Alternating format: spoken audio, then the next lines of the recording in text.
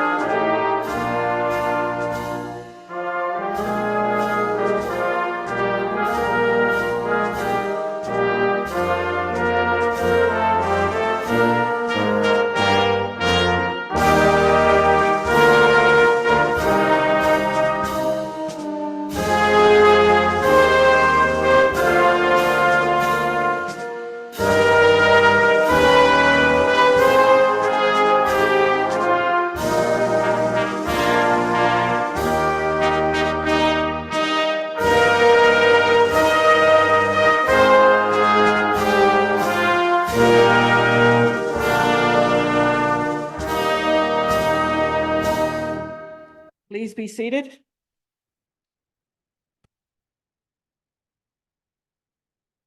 And I'll ask the clerk for the roll call.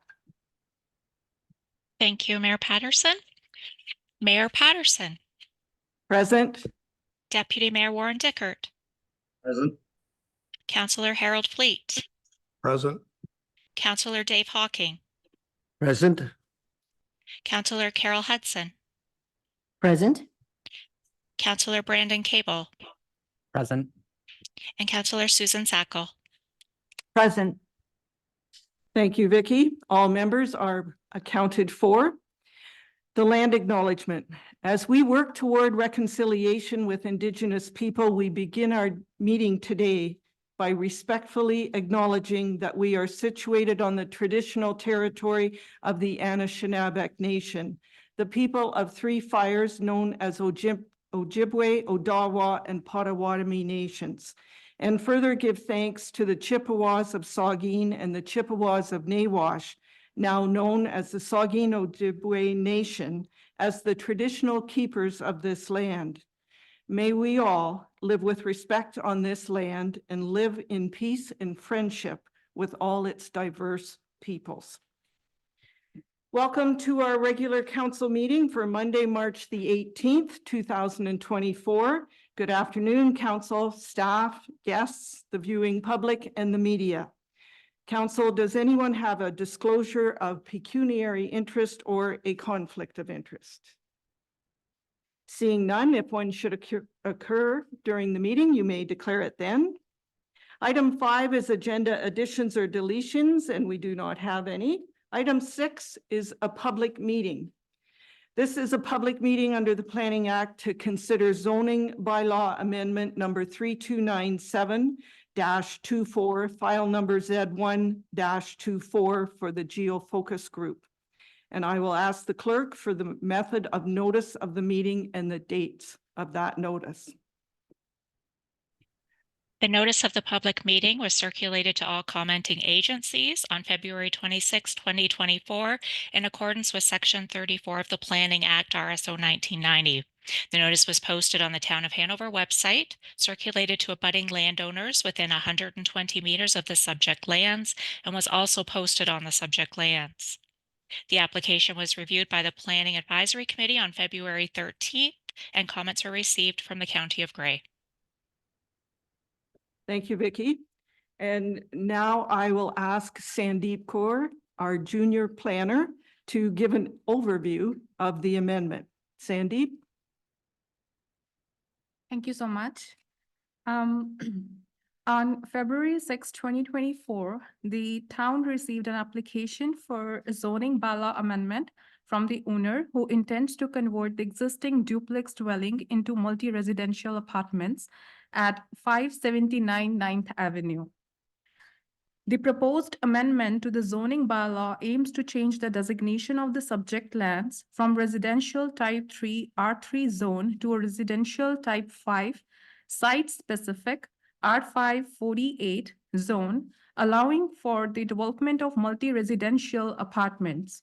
Currently, the dwelling contains a duplex, and the owner seeks to add 7 more units within the existing structure and the rear attached addition. To align with the zoning regulations of R5, the owner is requesting exceptions for lot area, front yard, side yard, and parking. The relief from some provisions of zoning bylaw are listed below in the table. At their February 13, 2024 meeting, the Planning Advisory Committee reviewed the zoning bylaw amendment application and recommended that zoning bylaw amendment number Z124 proceed to a public meeting. This application is in keeping with provincial policy statement for residential intensification to permit and facilitate a range of housing options. Section 1.4.3 of the provincial policy statement encourages an appropriate range and mix of housing options and densities to meet the projected requirements of current and future residents of the area. Hence, the proposed development aims to enhance density within an already established residential area. Augmenting housing density in built-up regions promotes the more efficient utilization of infrastructure and public service amenities. The Schedule A of the Grey County Official Plan designates the land as primary settlement, and Section 3.5, subsection 6 of the County Official Plan also encourages intensification opportunities within primary settlement areas and provides guidance that new construction through intensification should consider the existing built and physical environment while being compatible with surrounding land uses. The proposed development, consisting of an existing duplex and a proposed addition of 7 units, expands existing use in accordance with this provision. Furthermore, subsection 4.1 of the County Official Plan encourages intensification, which results in new rental accommodation. The owners plan to rent out the units at the rates that are affordable for Hanover residents.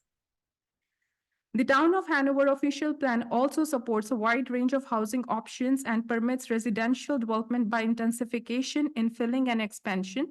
The proposed development is situated in a residential area where numerous other properties are utilized as duplexes. Given the prevalence of apartment-style properties on 10th Avenue, the proposed development would complement the existing landscape effectively. Since this is an interior lot, it's important to ensure proper buffering or fencing is in place to prevent any issues with neighbors. The proposed zone and the building are compatible with the other residential buildings nearby and pose no threat to the neighboring structures. The proposed amendment to the zoning bylaw aligns with the provincial policy statement, county official plan, and town's official plan, which promotes intensification, redevelopment, and compact form within development areas.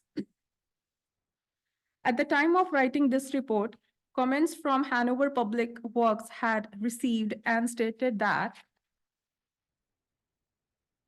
the property is serviced with a 19 mm water service and 100 mm sanitary service to property line. Due to increase in number of dwelling units to 9 to maintain adequate pressure and flow, it is recommended that the water service size be increased. As there are more than 5 units, the proponent will be responsible for garbage collection and disposal. Any additional water, sanitary, or storm sewer servicing requirements or alterations to the current municipal infrastructure would be at the expense of the proponent.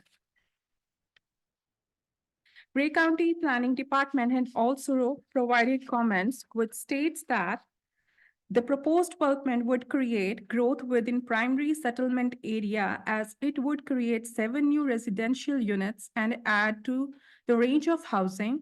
Therefore, county planning staff have no concerns. County planning staff would also note that the proposed development could be subject to a development charge rebate. County planning staff would also encourage that some of the new units be affordable. County planning staff would be able to offer further information regarding the development charge consideration if the applicant would like additional clarity of this information. County planning ecology staff has reviewed the subject application and have no concerns. County planning staff have no concerns with the subject application. The county requests a notice of any decision rendered with respect to this file. The owner of this property is also with us via Zoom, so if there are any questions, they can answer. Thank you. Thank you, Sandeep. Okay, members of the public will now be allowed to speak to the matter. All questions are to be addressed through the chair. And if you do have a question or a comment, please state your name and address for the record. And as Sandeep mentioned, Adam Altobelli with Geo Focus Group is on the Zoom call and can answer any questions that anyone may have. So I will ask the public, are there any questions or comments? Please, I currently live at 579 Bath. okay, My biggest concern is the group home.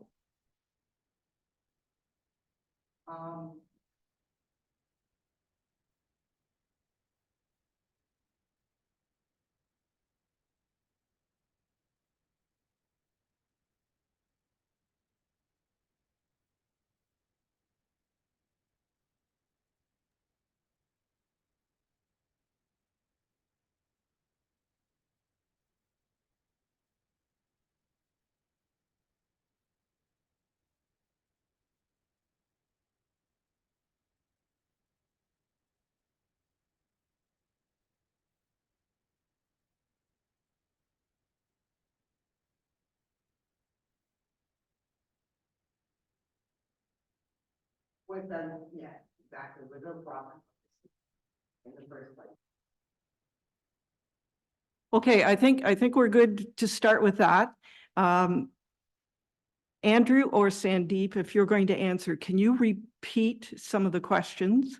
Because the people online would not have heard that without the microphone. So if you want to speak to not receiving notice and traffic and the group home beside it, please. Through your worship, as you alluded to, there was a question and a concern about traffic, Adam. If you did not hear that, as well as a group home, specifically beside the address of 579. Okay. What's that? What is that address? If Across from 588. Okay. There's a concern about a neighboring group home establishment that's there. I would say in terms of notice about on the property, there is a procedure that's needed to be followed in the Planning Act that was provided, and whether this instance is posted on site or registered mail or through public agency and on our website, that's what was done, which is typical. Those procedures were indeed followed. Adam, on the traffic item, I might turn to you if you want to comment on the concerns with traffic that's occurring. I'll turn that over to you. Thank you very much, Andrew. In terms of traffic, it would simply be for us to follow and ensure that the property is following appropriate bylaws. In discussions with our consultants, there have been no issues raised or brought to our attention in terms of any additional traffic issues that a development of this size would cause. And in addition to that, through your worship, typically the county requires traffic studies to be done in terms of once you add, let's say, more than 30 or 40 units. This is adding 7. Typically a traffic study and traffic impact study isn't something we typically see for this. And in terms of notice of moving out of the property, really that's not part of the Planning Act procedure. that's more of an owner and tenant type of aspect. So, Andrew, or maybe Adam, were the neighbors spoken? Are they aware they would have received notice, but was there any face-to-face contact? No, we have not had any discussions with any of the neighboring property owners, no. Okay. And I apologize, is it Mrs. Gateman or Bateman? Thank you. Do you have further questions? Okay, and you may have some as the meeting continues, and you're more than welcome to ask. Tom and Heather? Yes, please.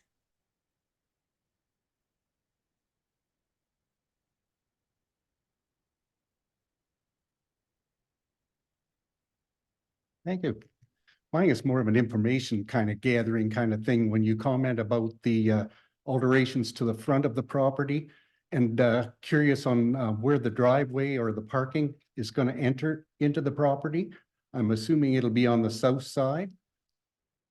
And yeah, so I'm more information because I live at 588, which is across the road. Not directly across, I'm directly across the road from the group homes that has been mentioned already. And I'm just curious on how this is going to affect me getting in and out of my driveway. Okay, and you're welcome to stay there, Tom, if you have more questions. Andrew? Through your worship, and Adam can explain more if he feels the need to. Yes, the proposed driveway is on the south side of that building. It extends along to the rear of the yard. There's some parking on the south with parking spaces and garbage collection at the rear. That's the proposed design. So when you made a comment about the, there's some alterations or something to the front of the house, and you commented about it staying in keeping with the neighborhood. Can I ask at this point, what's that gonna look like? Through your worship, I'll pass that to Adam. At this point, we don't have construction type of drawings, but. Thank you. Our intention is to maintain the fabric of the community, so our hope is to restore as much of that front elevation as possible. The entry and exit to the parking area will generally be in the same area that it is now, just upgraded to ensure that it can accommodate the parking spaces that we're proposing for the development. Well, thanks. I think that's got to be pretty well looked after. Appreciate this. Thanks, Tom. Any other questions or comments? Yes, sir.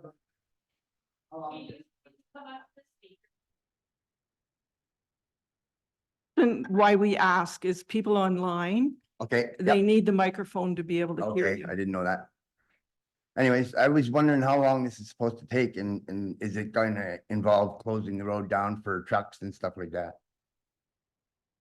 And sir, your first name? Ken Patton. Ken Patton. Okay. Andrew, is that you or?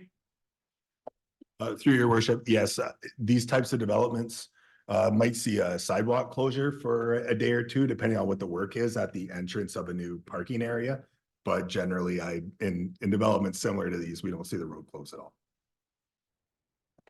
How long is it supposed to take to do the whole project?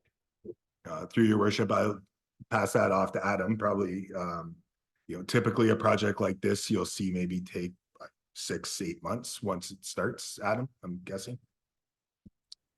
Yeah, Andrew, I agree. From the time that a shovel gets in the ground, I would anticipate about approximately 8 months. Thank you. Okay. Are there any other questions or comments from the floor? Okay, I don't see any, so I will consider the floor is now closed and discussion or debate is limited to council and staff. So before we speak to report PB 0524, I need a mover and seconder to put this on the floor. Councillor Hawking and Councillor Sacco. So council, questions or comments? Councillor Cable. Thank you, Worship, and thank you very much for the report.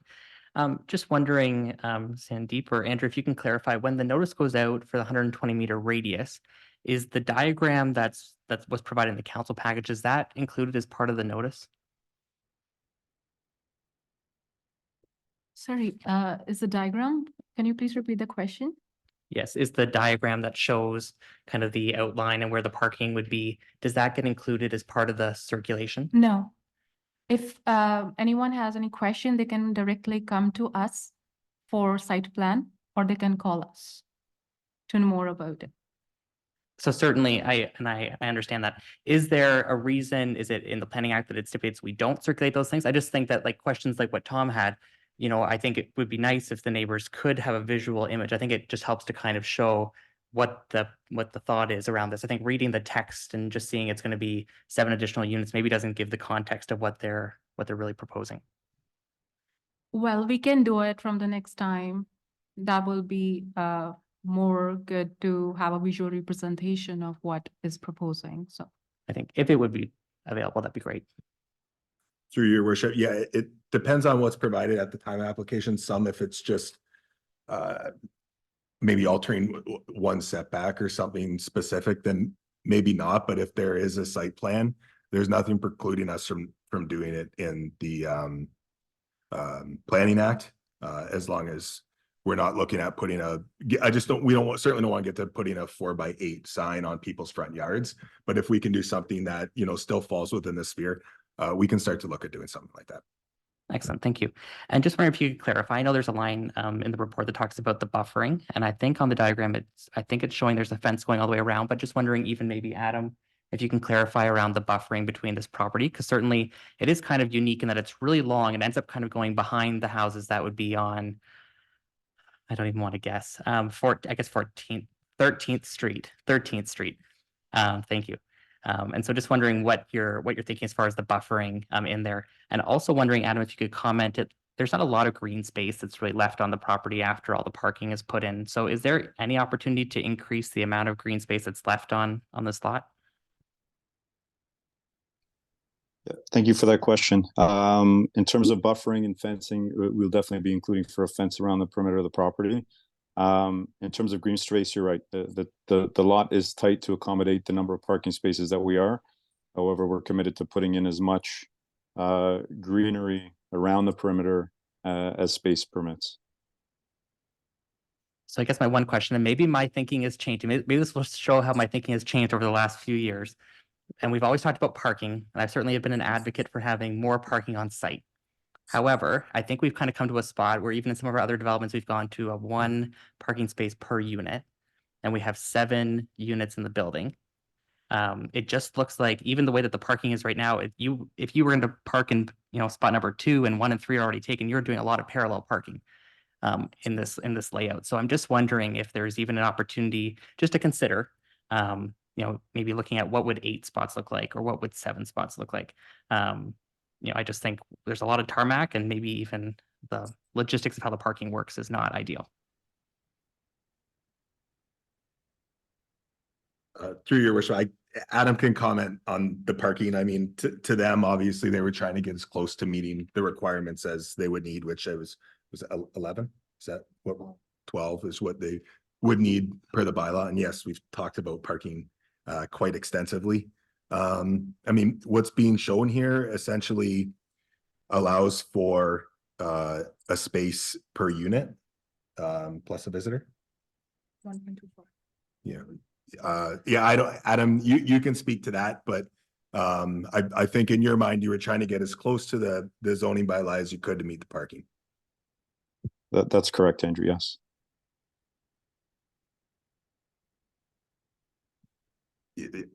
You rob from here, you get from here. You know, to lose a spot is what's more important. A 2 meter by 8 meter section of extra green space with maybe a tree, or that extra spot that, you know, kind of allows for a little more on-site parking and not maybe the requirement to go down to the closest municipal lot, which maybe is the Legion lot in this instance, to park for a visitor.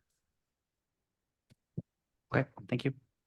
Okay, other comments or questions? Councillor Sacco. Thank you, Your Worship.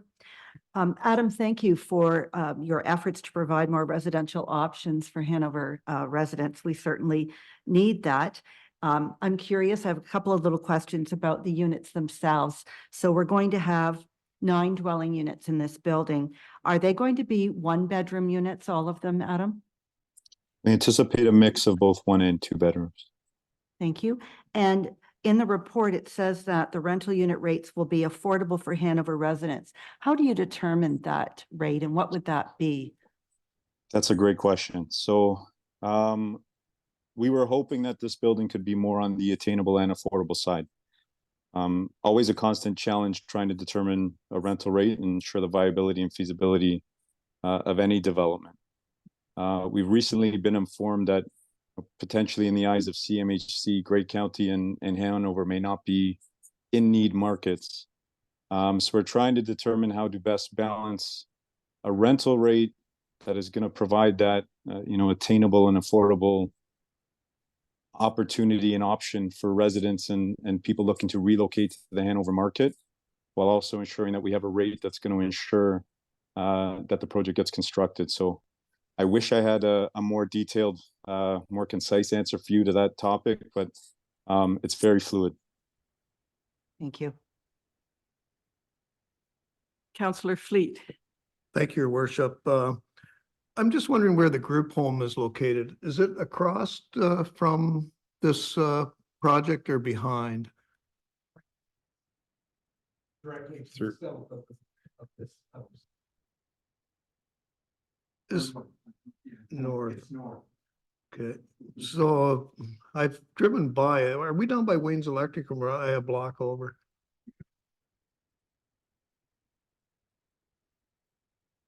That's a concern for myself as a group home. I think they need proper notice with the construction going on with their residents that they're cared for, and with all the trucks moving in and out, I think it's a real concern for them, and I think they need to have proper notice during the whole construction period. And like Councillor Cable, my concern is the parking, 9 spots, I think it's going to be pretty tight in there, and that is a concern for, traffic in and out. So those are my 2 concerns, but the group home is a concern for me with the residents needing assistance and with the construction going on forward. Through your worship, if you could just clarify, Councillor, the concern with the group home is during construction, and the issues that you're worried it'll cause the neighbor during construction? Yes, the group home is a concern because of the construction going on, and if they, if they have issues getting around or whatever during construction, and that's a concern for me for the group home. Through your worship, okay, there's some provisions in place, in terms of whether that be a noise bylaw or construction fence on a property or aspects like that. There's infill projects all the time on different properties. They are utilizing the full extent of their property, as we've discussed with parking and building, but if constructed, properly, there is quite a bit of space on the property to keep themselves confined to do this construction without causing too much impact to the surrounding area, in my opinion. Yeah, thank you. It is a concern for myself and for the neighbors, so thank you. And through you, your worship, sorry, and secondly, about the parking, obviously we talk about parking pretty much anytime we've got something here in the town. The planning department has recently been looking at other areas again to see where we land in our parking, and I think residential, we're pretty in line. I know we're seeing kind of that requirement to reduce spaces in a lot of our amendments. I wouldn't, I would prefer that those do come to council and not to reduce it further in our bylaw, and that these discussions happen. But I would say, our parking is in line or less generous than a lot of other neighboring areas. Councillor Hudson. Thank you, Your Worship. I do think it's to our benefit in Hanover to have such long lots to be able to provide such a building as this, and it's not actually the first one that I've seen. There's a really nice one on 9th Street that is a very similar construction. I'm not sure exactly how many units they added to that. But in just watching how it was all put together, there didn't seem to be a lot of disruption with the streets, and it's a lovely looking building. I do have just a curiosity question, Adam, about the actual main house that's there now. Will it house 3 apartments in it? Thank you for that question. Yes, that's the intention for the existing house. So will it be, break it up for me, because there's an attic up there too, I believe, the basement, main, second attic. So how will that work out for, excuse me, if you're using the attic or the upper level as far as exits, fire exits, that sort of thing? So at this time, we're anticipating 3 separate entrances, which would permit us to essentially divide the units into the 3 floors. So the basement, ground, second floor. So the attic would be part of the second floor or not used at all? Correct. It would be part of the second floor if we're able to make use of it. Great, thank you. Okay, so I have a couple of questions. I think the first one might be for Andrew or Sandeep. The water, increasing the water pipe, does that happen before construction or all at the same time? Through your worship, that'll be during construction. That's ordering a larger meter and installing a larger meter on the property. Very good. My second question is, maybe Adam, you can answer it. I'm wondering about the garbage collection and the timing. And I'm sure the neighbors would appreciate it if you could make that time of pickup and collection, at least not at 6 in the morning, put it that way, if you can be considerate of the neighbors. Thank you for that comment, Your Worship. Yes, absolutely. We would ensure that we're compliant with municipal bylaws and do our best to make the schedule something that's both compliant and keeping in respect of neighboring properties. Very good. Thank you. Are there any other questions or comments? Councillor Cable. Just a quick one, Your Worship. Just wondering, Adam, if you thought about making any of these units accessible.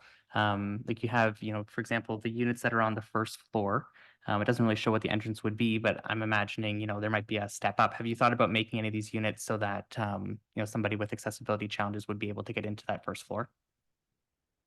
Thank you very much for that question. So it is something that we're considering, and I think it's primarily going to be tied into how this project is financed.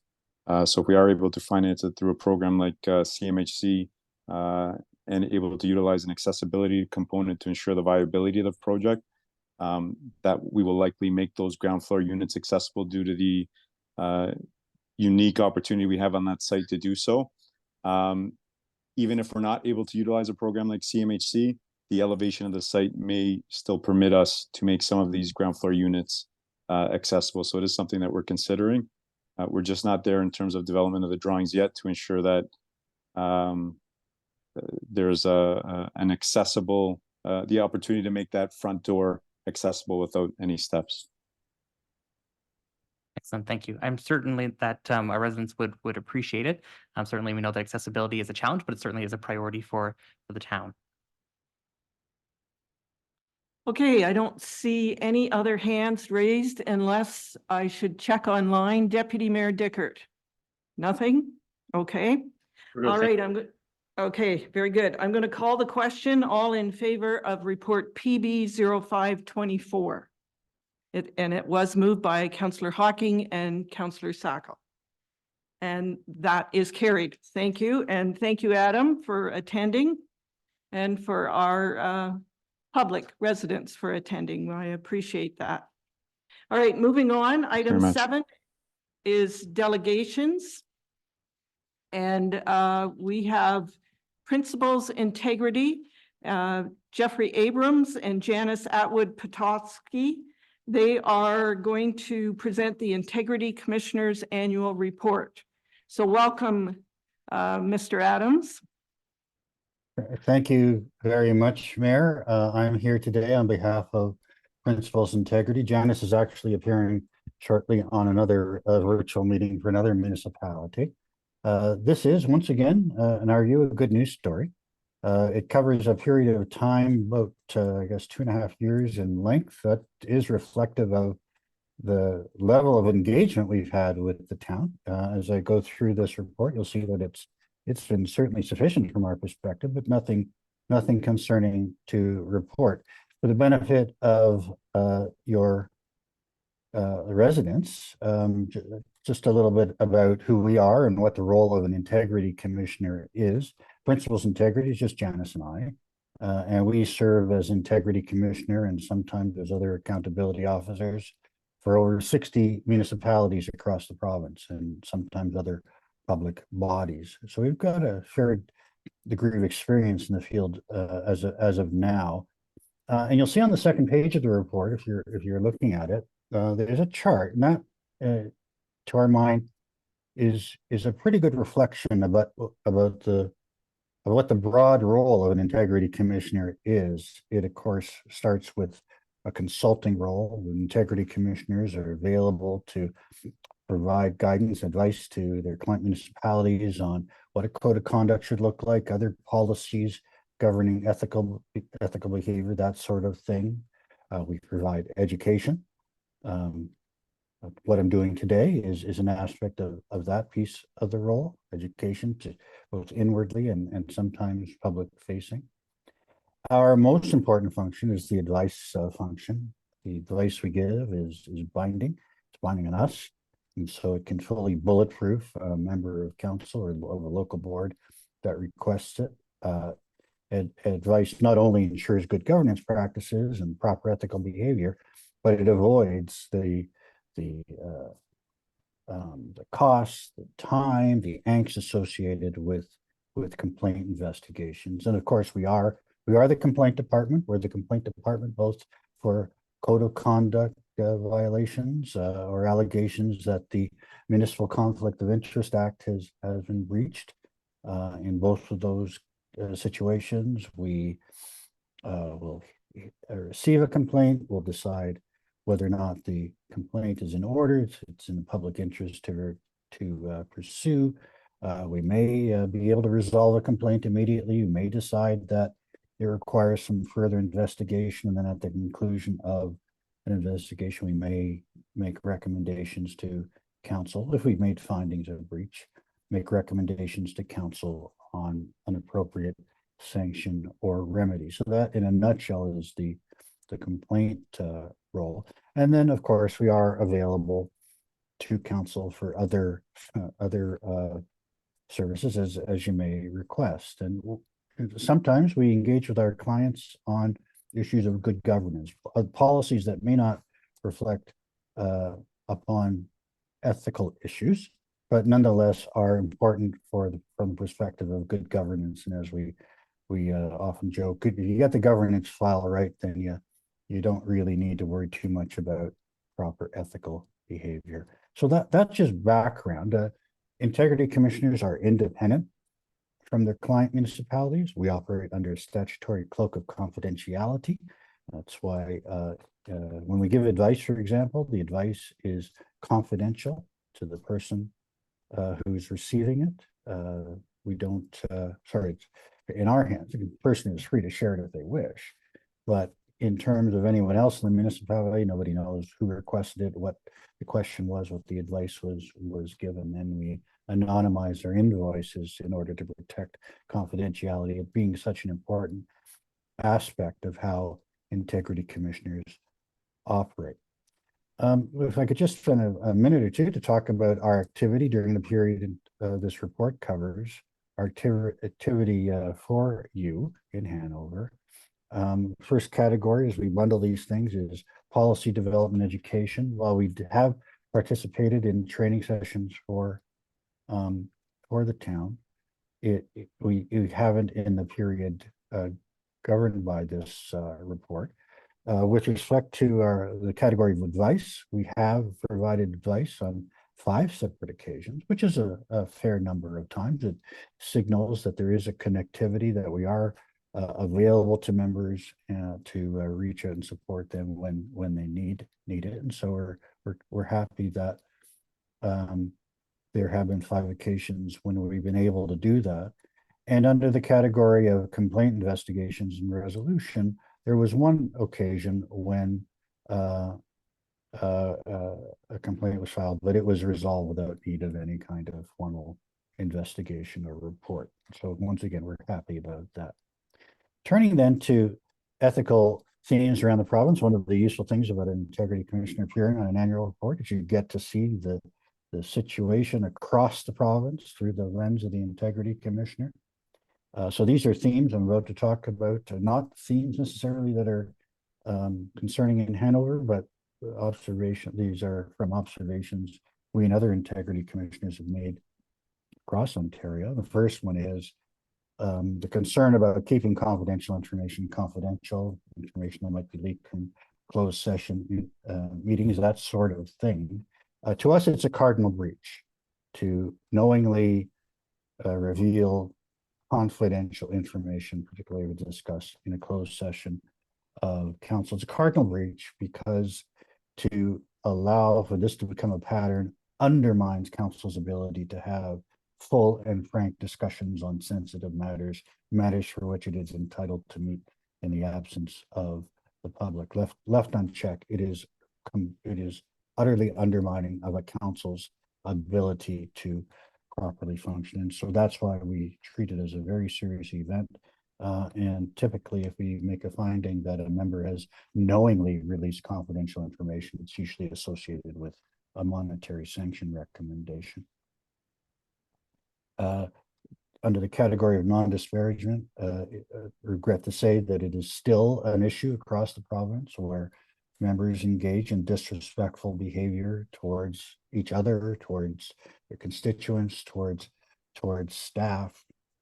We mentioned in the report the concern about microaggressions. You know, oftentimes under this category of concern, the issue is, well, is the behavior harassing or not? Does it meet technically the test of what harassment is? And while that's important, just as important is to be careful that microaggressions don't add up, that there isn't a pattern of bad behavior that is left to be seen to be acceptable because nobody's raising their hand and saying, wait a second, this is not the way we are to treat each other. And so we often engage in training and make the point there and through other mechanisms to say, no, you do have to be respectful for each other. These things do add up and it's concerning. And of course, social media is just because the exchange is happening in social media doesn't mean that you as an elected official or a member of a local board can behave like everybody else in social media. It's the rules, the code of conduct would still apply to you. You have to be mindful that as well that your comments there can be amplified by other users of social media, and it can result very quickly in a problematic situation and denigration of reputation of the municipality. You know, it's better to think of social media as a tool through which you can keep in touch with your constituents, you can inform them, you can hear their concerns and digest things that might be happening out in the community, but that at the end of the day, the discussion about municipal policy issues takes place in the room you're sitting in now or virtually attending, in the council chamber where you can each participate, where there are mechanisms for the public to properly provide their input on matters. Again, another category is, of course, recognizing and appropriately avoiding conflicts of interest. As you will know, your obligation to avoid conflicts of interest doesn't just mean avoiding pecuniary money interests and that are reflected in the Municipal Conflict of Interest Act. The rules of the Municipal Conflict of Interest Act are extremely important to an elected official, but they aren't the whole thing. You have obligations to avoid what we call common law conflicts of interest matters that might not, under the Municipal Conflict of Interest Act, be a concern, but are truly concerning when you take a different perspective on it. And in fact, this area of our work, the advice we give, whether it be a true MCIA, Municipal Conflict of Interest Act, or common law issue, most of our advice requests relate to a member's obligation to avoid conflicts of interest. We have a subheading in the report called "Staying in Your Lane." It too is an important issue for members to heed. I'm just paused to reflect upon the fact that the first term of this term of council, first year of this term of council, for some reason, was perhaps the worst in terms of members across the board, I'm speaking province-wide, where members didn't really appreciate their role on council and tended to exceed it, tended to interfere with operational matters, worse, quasi-judicial matters like violent enforcement. It's for some reason, and this was reflecting conversations we've had with others in the municipal field, it seemed to have been the worst in our collective memories. And so, again, we haven't got that issue in Hanover, at least not to our, it's not brought to our attention, but it is something to keep in mind, that the role of an elected official is not to be an agent for a member of the community. It's not to do the work of staff.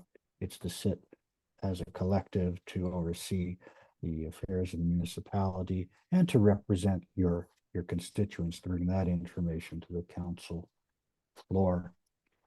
And that leads in nicely to the issue of stronger mayor powers, what we call not strong mayor, but stronger mayor powers. It's not the case that a mayor without these powers is actually a weak mayor. Mayors are across the province doing excellent work without these kinds of powers, and so they aren't to properly be described as weak.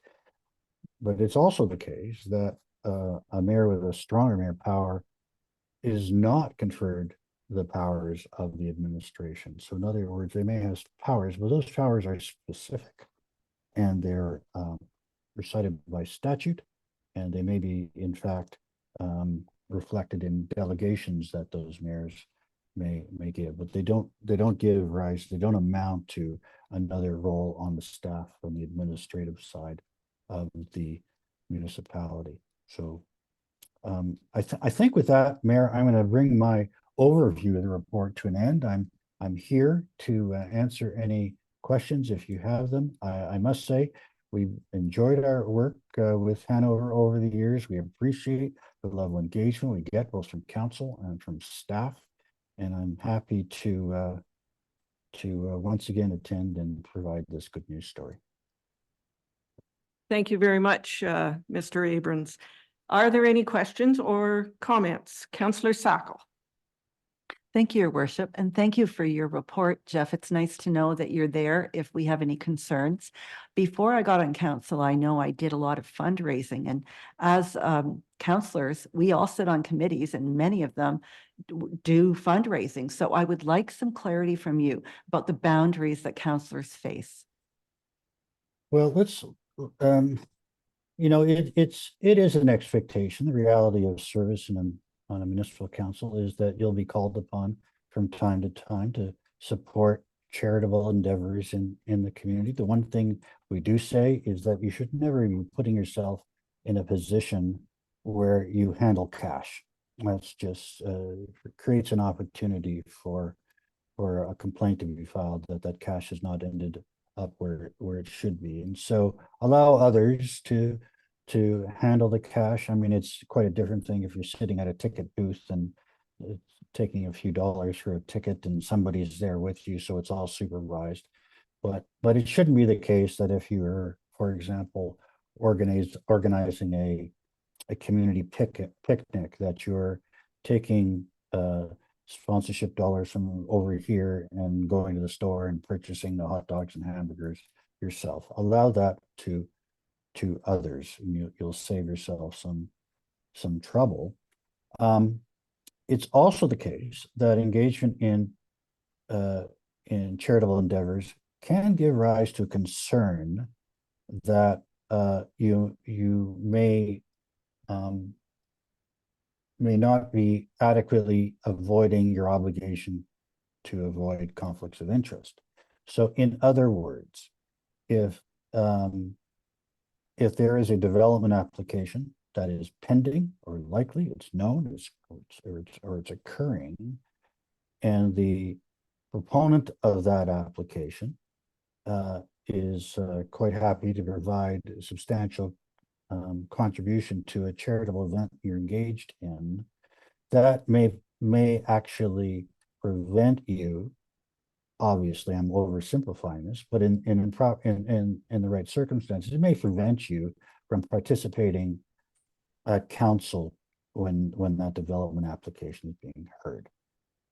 This is a category in which we get questions from members. We can provide guidance on what the limits might be, or whether you can or cannot, or should or should not participate in a particular matter as a result of a contribution that's been made to you for a charitable event, or to a charitable event with which you've been associated. I hope that provides sufficient guidance. These things, of course, are decided in their context. What I don't want to say to you is that you ought not to be involved in charitable endeavors at all. I think that's an important aspect of an elected official's work. But there are some things that you ought to be aware of as you do so. Thank you.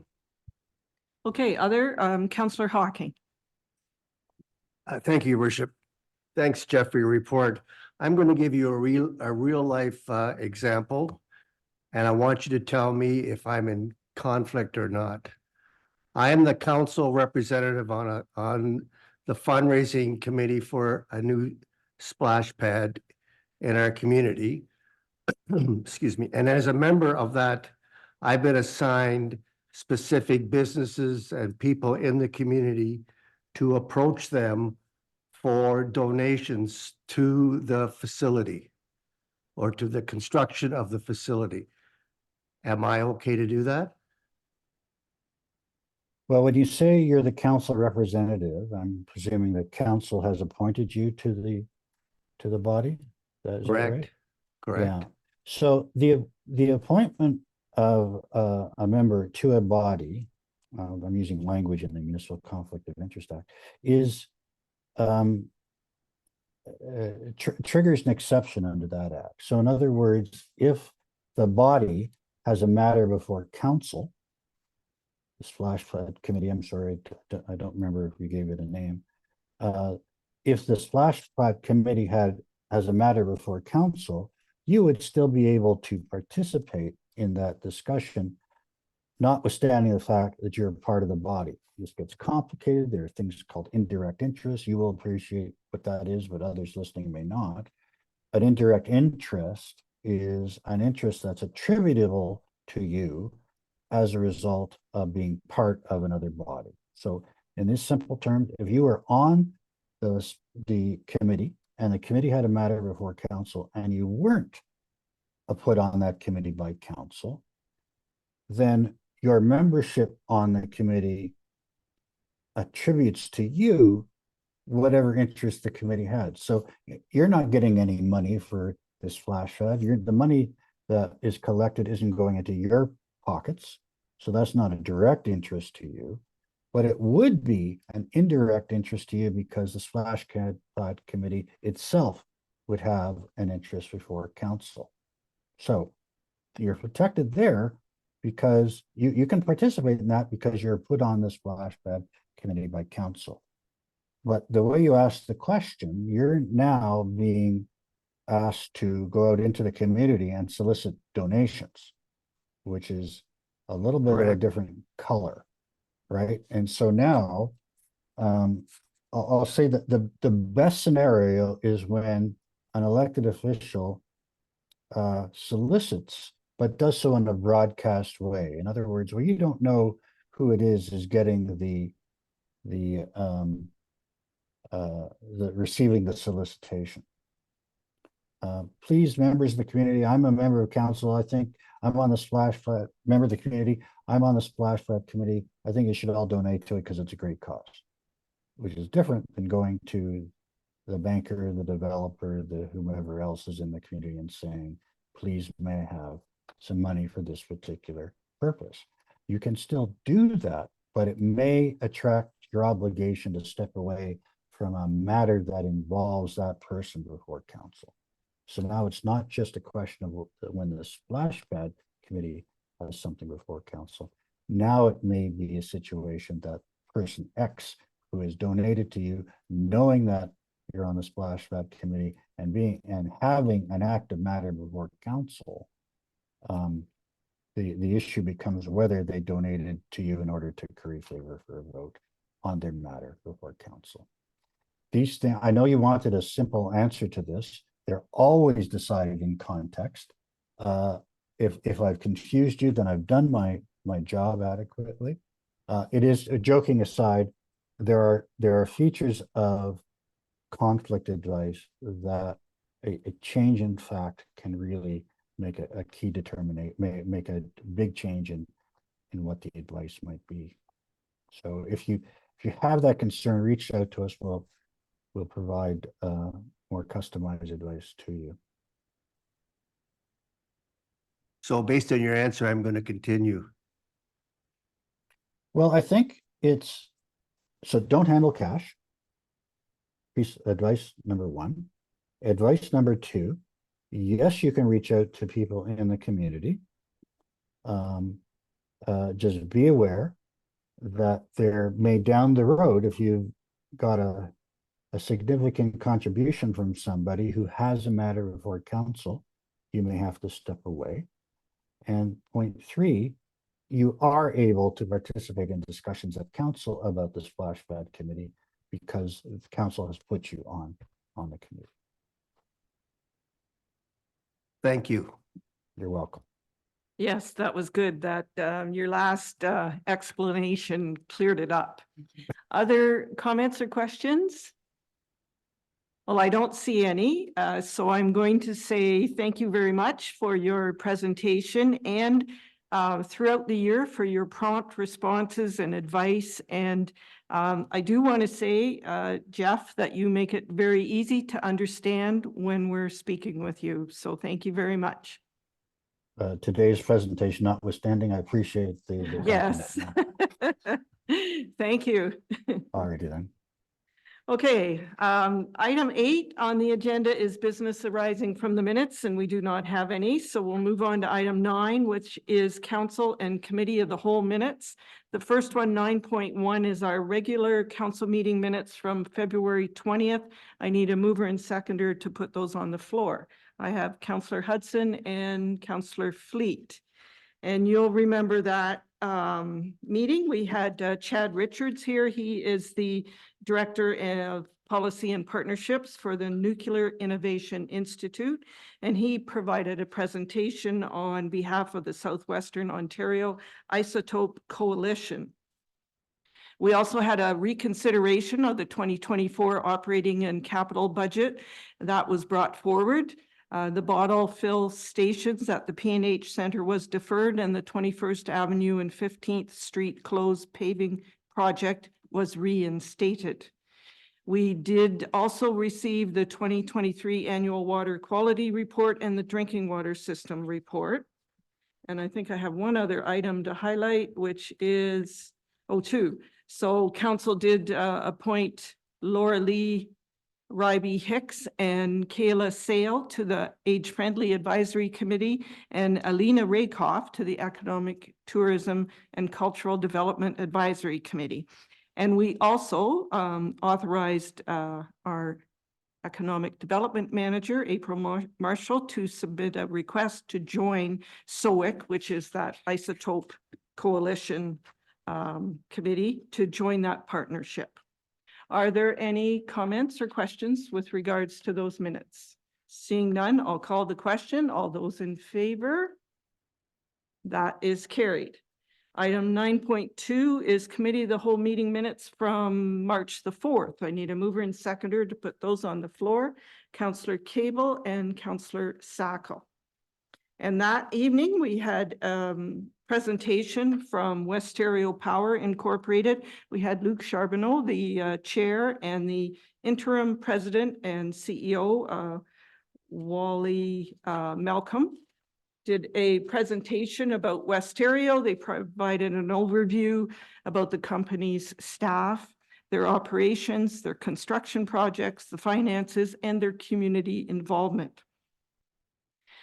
Council authorized staff to proceed with the purchase of a, I'm going to say fire truck.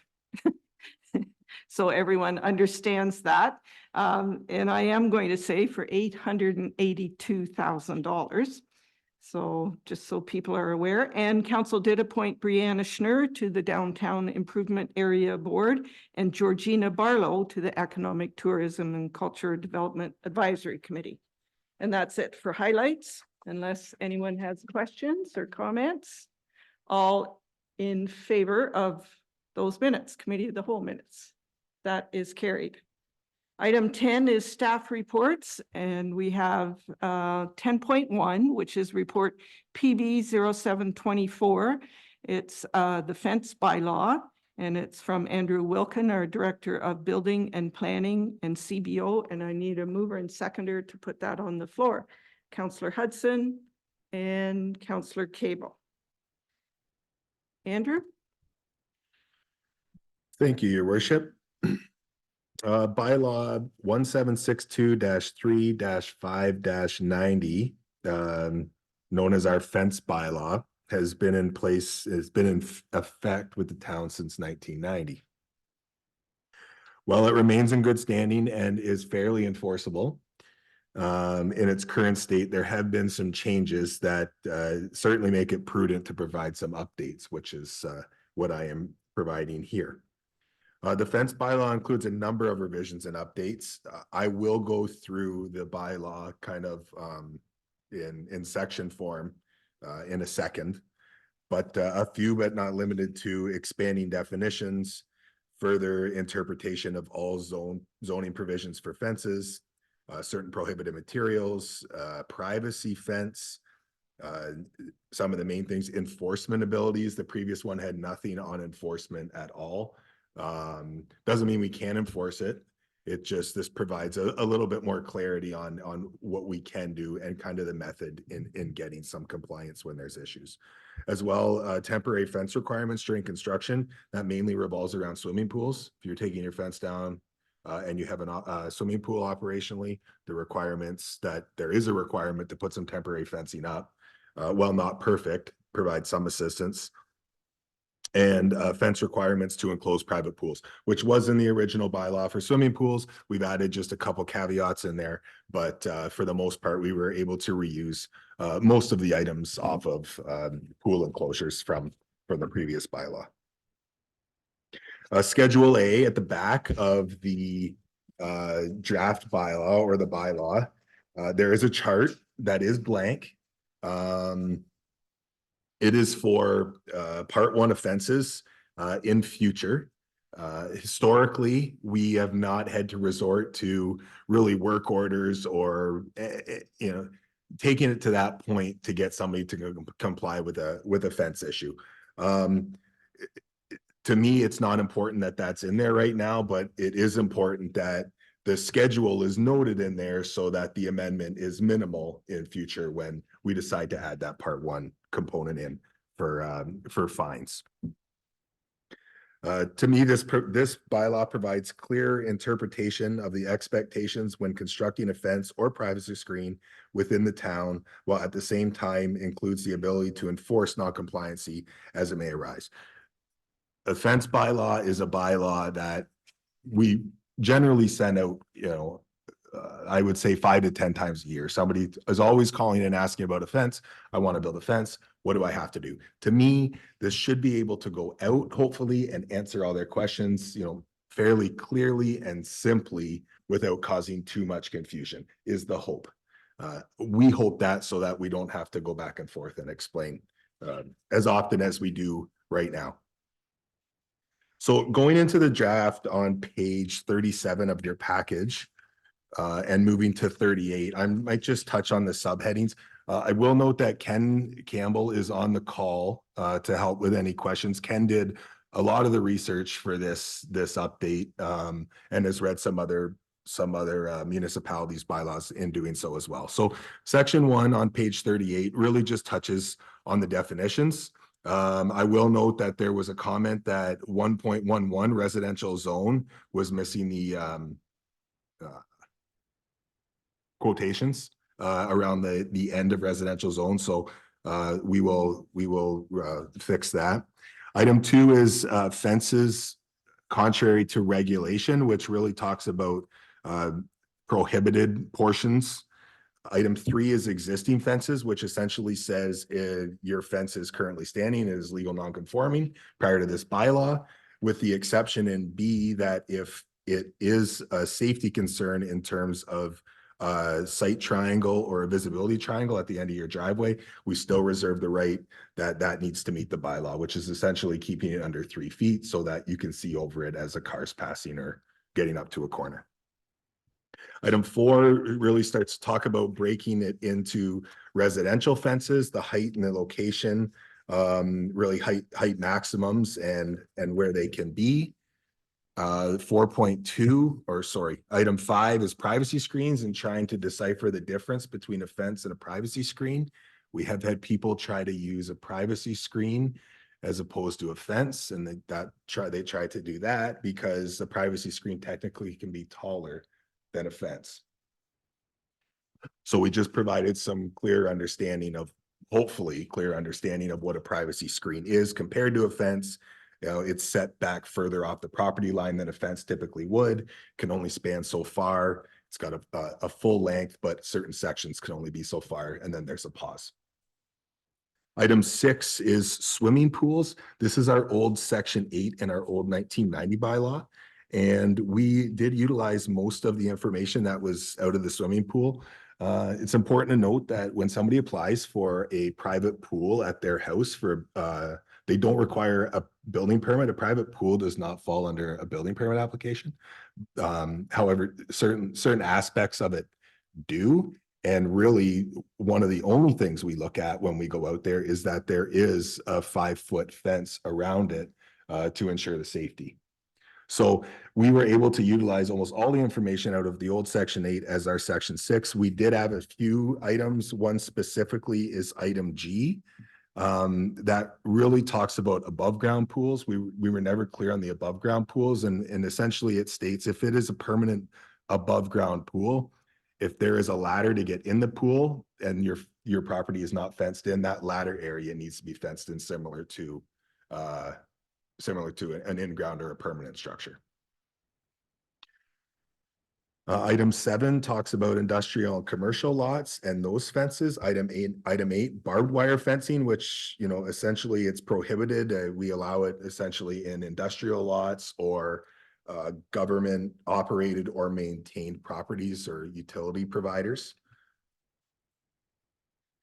Item 9 is electric fences.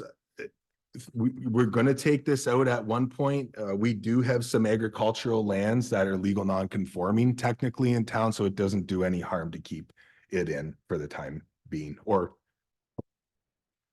as permanency. 10 is conditions, development and redevelopment. Really, this just touches on that through the site plan control or subdivision agreement stage that we can go over and above on some of the requirements of the fence bylaw, whether that be height or building makeup. It could be a sound barrier in some instances. We do have the right to increase those provisions or those requirements beyond the fence bylaw if that was an agreement through council or site plan control. Item 11 talks about the line fences and the division of fences. Really, this talks about properties or neighbors that are going to share a fence and kind of what the provisions are. It provides some ways to work towards a resolution if there is an issue.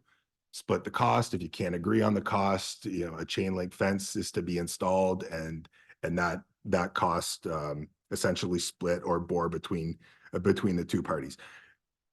Like many property line issues in the community, there is a civil legal avenue for a lot of this stuff. If you have an issue with your neighbor, you know, there's many times we see people hire a lawyer, you know, unfortunately. So we try to resolve this the best way we can. And this is kind of a provision to assist in working towards a resolution. Typically somebody will call, the first thing they say is, I want to put a fence up. How close can I be to the property line? And the misconception is, well, you need to be 6 inches or you need to be a foot off your property line. That's not really the case. You can be 1 millimeter off of your property line. It's on, as long as it's on your property. But you do have to take into account, you're going to be digging fence posts. You're going to be storing dirt around the post. That shouldn't be on your neighbor's yard either. So I just tell people, as long as it's on your property, make sure you get a survey so you're sure that it's on your property. We give them the height restrictions, and then we typically ask, are you on a corner lot? Because that's the only time a site triangle comes into effect. And that's the basis of the conversations for a fence. So it's going to be nice to have a bylaw that we can say here, this should help you along your way. Item 12 talks about really work orders, and 13 and 14 and beyond, without going into too in depth, is really the administration and enforcement for this bylaw, which we've essentially did not have in the previous bylaw. There was one line item on there which talks about a fine up to $2,000 if you're in contravention of the bylaw. Again, that's kind of, that'll be under our part 1 when we decide to do that portion under the Schedule A. There are no figures in that now, as I indicated earlier.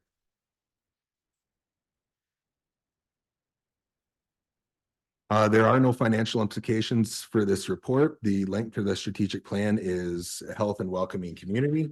The recommendation is that report PB 7-24 fence bylaw 3298-24 be received, and that council pass a bylaw respecting regulation, erection, and maintenance of fences in the town of Hanover, and that bylaw 1762-3-5-90 be repealed. Thank you, Andrew. Is there any discussion? Councillor Fleet. Thank you, Your Worship, and thank you, Andrew. Just a privacy screen, I just was wondering, is that what you'd see like around, say, JDSS, the old JDSS, the Queen's Hotel property? Is that considered a privacy screen? Through Your Worship, that would be a pretty loose definition of it. To me, a privacy screen is a permanent type of structure, fence structure. A good example of a privacy screen would be, let's say your backyard is a little raised up and you can see your neighboring properties on your back patio, and your fence sits down a little lower on a grade. You would build a privacy screen around your patio to give you some privacy from people looking in. The fence you're speaking of, to me, really falls under a construction fence, and no, that wouldn't be a privacy screen. So under construction fence, then that screen would come into play. So like what the two properties I'm talking about. So like right now, the JDSS screen is laying on the ground. You know, they do as good as they can at the Queen's Hotel property with all the movement up there. But, you know, I think it's something we really need to look at, that these screens or whatever on these construction sites should be kept up and not laying on the ground. Through Your Worship, what you're alluding to would really fall under the building bylaw and talks about the construction fence under the building bylaw. We hear the concerns on those two properties, the one specifically, and we've been in contact as recently as last week with those owners to repair their, I'm going to call it construction fence. If that's a privacy screen, I'm not putting it in my backyard. Thank you. Other discussion, Councillor Cable. Thank you, Your Worship. Thank you, Andrew, for the report. Just wondering, in section 4.2, it references the Director of Building and Planning in two different places. In section 6.2, it references the Chief Building Official. And so I'm just wondering if 4.2 should also say Chief Building Official, just thinking that, in the future, your job may be called something different, but we always know that we're going to have a Chief Building Official in the town of Hanover. Through your worship, for consistency, we could change it. Even if the Director of Building and Planning was called something else, it does say or designate. So we would be covered where somebody still, based on that, could make that decision, notwithstanding. For consistency, I don't have an issue calling it either or. As long as it says or designate, in my opinion, we're covered anyway. So we can make that change. Excellent. Thank you. Unless Ken's on the call and I see him, unless he has an issue with that. No, I would concur with Mr. Wilkin. Excellent, thank you. And in section 11, when it talks about the division fence cost, so if I start with 11.2, it talks about how if each of these owners are looking to repair or replace or maintain the fence, they're each responsible for a just proportion of that cost. What would you consider to be a just proportion?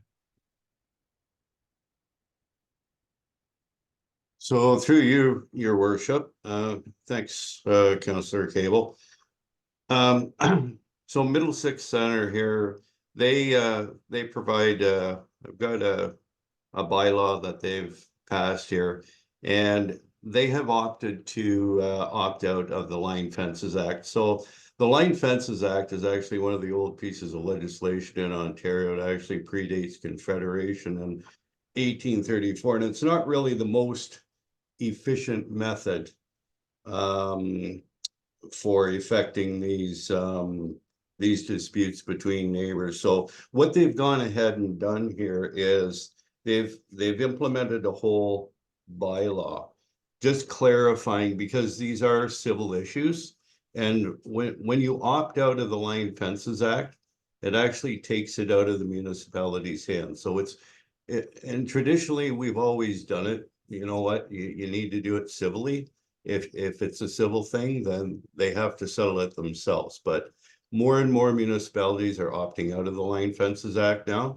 We don't want to be appointing fence viewers. We don't need them going out there. There is a mechanism through the courts for doing this. So as far as the costs, that would be the most efficient method, is for property owners to actually go civilly. So just to clarify, so would you say that a just proportion would be 50%? Or I'm just wondering, how do we define what a just proportion is? Generally speaking, that's what it's set out as, is 50%. Through your worship, I would agree. Like, if I had a call out there and there was a fence that was damaged and you could tell what neighbor caused damage, right? The just portion maybe is you should pay to fix the fence, right? But if it's out there and it's just general maintenance and the fence has wear and tear, a just portion would be a 50%, in my opinion. And if you can't come to an agreement on that, this is a civil issue. And here under 13.3, here is an avenue to repair your fence under a cost-effective chain link fence manner as an alternative, in my opinion. So I guess that leads me to section 11.3. I do find that personally, I think it's a little vague. It talks about the cost of, if you can't agree on the type of fence that's going to be set up, then you can just go ahead and build a chain link fence. It's 1.22 meters in height. And if that chain link fence gets put in, then you're responsible for paying for half of that chain link fence, as long as it's on your property line. And I just wonder if that's, I don't know personally if it's overly clear. Like, I'm just imagining myself. So if I didn't agree for there to be a fence between myself and my neighbor can just go and build a chain link fence, and then I'm responsible for half the cost of that chain link fence. But I'm just wondering, is there another way? And similar to what Ken was saying about the Middlesex Center. So in Middlesex Center's bylaw, they define this idea of a basic cost And so basic cost is the cost to construct a chain link fence, and then there's some requirements of what that fence would look like. But in essence, if I can't agree with my neighbor on what we're gonna build, instead of me having to pay 50% of some extravagant fence or 50% of a chain link fence, if my neighbor didn't want a chain link fence, I'm only responsible for 50% of the cost of that chain link fence, no matter what extravagant fence they build. Through you, your worship, but can't you just tell him to put the fence on his yard and he pays for all the fence? But is that the difference? Like, I guess that's where I'm You not don't want to share clear. the property line, right? Is that the difference between, I guess, so you're saying a division fence isn't if it's on my property, it's only if it's on the property line? Yeah, I mean, essentially, and Ken, you can jump in if I'm out of line, you know fence is better than me, but you know, this really starts to talk about if that fence is on the property line. It's a shared fence, essentially. Oh. Sorry to intervene there. So generally speaking, they're really at the end of the day, when this was first implemented, there's really no real need for people to have a shared fence anymore. It was first implemented for farmers. I mean, farmers were sharing fence, they had livestock, and both parties at the end of the day benefited from a share fence. So I mean, today, when you want to construct a fence, what I typically tell people is, you know what, if you want a fence that you want total control over, then you put it on your side, because once you put that shared fence on the property line, anything that you want to do with it thereafter, you have to get the consent of your neighbor to do anything with. So if you want to have total control over that fence, you put it on your side. If me and Mr. Wilkin live beside each other and we get along and we agree on things, then that's fine. But if one of us moves and each of us get a neighbor that we don't like, then we're butting heads all the time, and that's where lawyers get involved. So the best option at the end of the day is to put it on your own property. So this Middlesex one actually lays out the whole procedure of how property owners can deal with these types of disputes in the event that they have a dispute over a line fence. And then that takes the municipality right out of it. Okay, I think that provides a lot of clarity, Ken. I didn't know that a division fence is only a fence that is split equally on the property line. Like, I'm thinking of my own fence, which I built slightly off the property line, but I guess that's not a division fence. It divides my property from my neighbors, but it's technically on my property. Like, I almost wonder personally if it's worth adding in the definition section, what is a division fence? Unless that's a common term that other people know. Yeah, it's certainly something that we could do. It's just a division of fence is land that's not really under common ownership at the end of the day. So that's what a division fence is. Through you, your worship, Councillor K, I don't know if we need to add the definition. Technically, if it's not defined, it is the definition in a dictionary. And I think if, I could be wrong, but if I look that up in the dictionary, I think it would provide clarity of what that is. I'm hoping.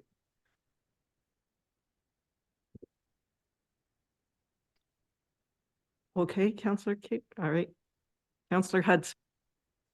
Thank you, Your Worship. It's kind of a gray area though. So if your neighbor wants to have a, you know, a 3-foot fence, 3-foot high fence or a 6-foot high fence and you want a 4-foot high fence, do you each have to build your own fence? Through you, your worship, if you can't agree on it. Yeah.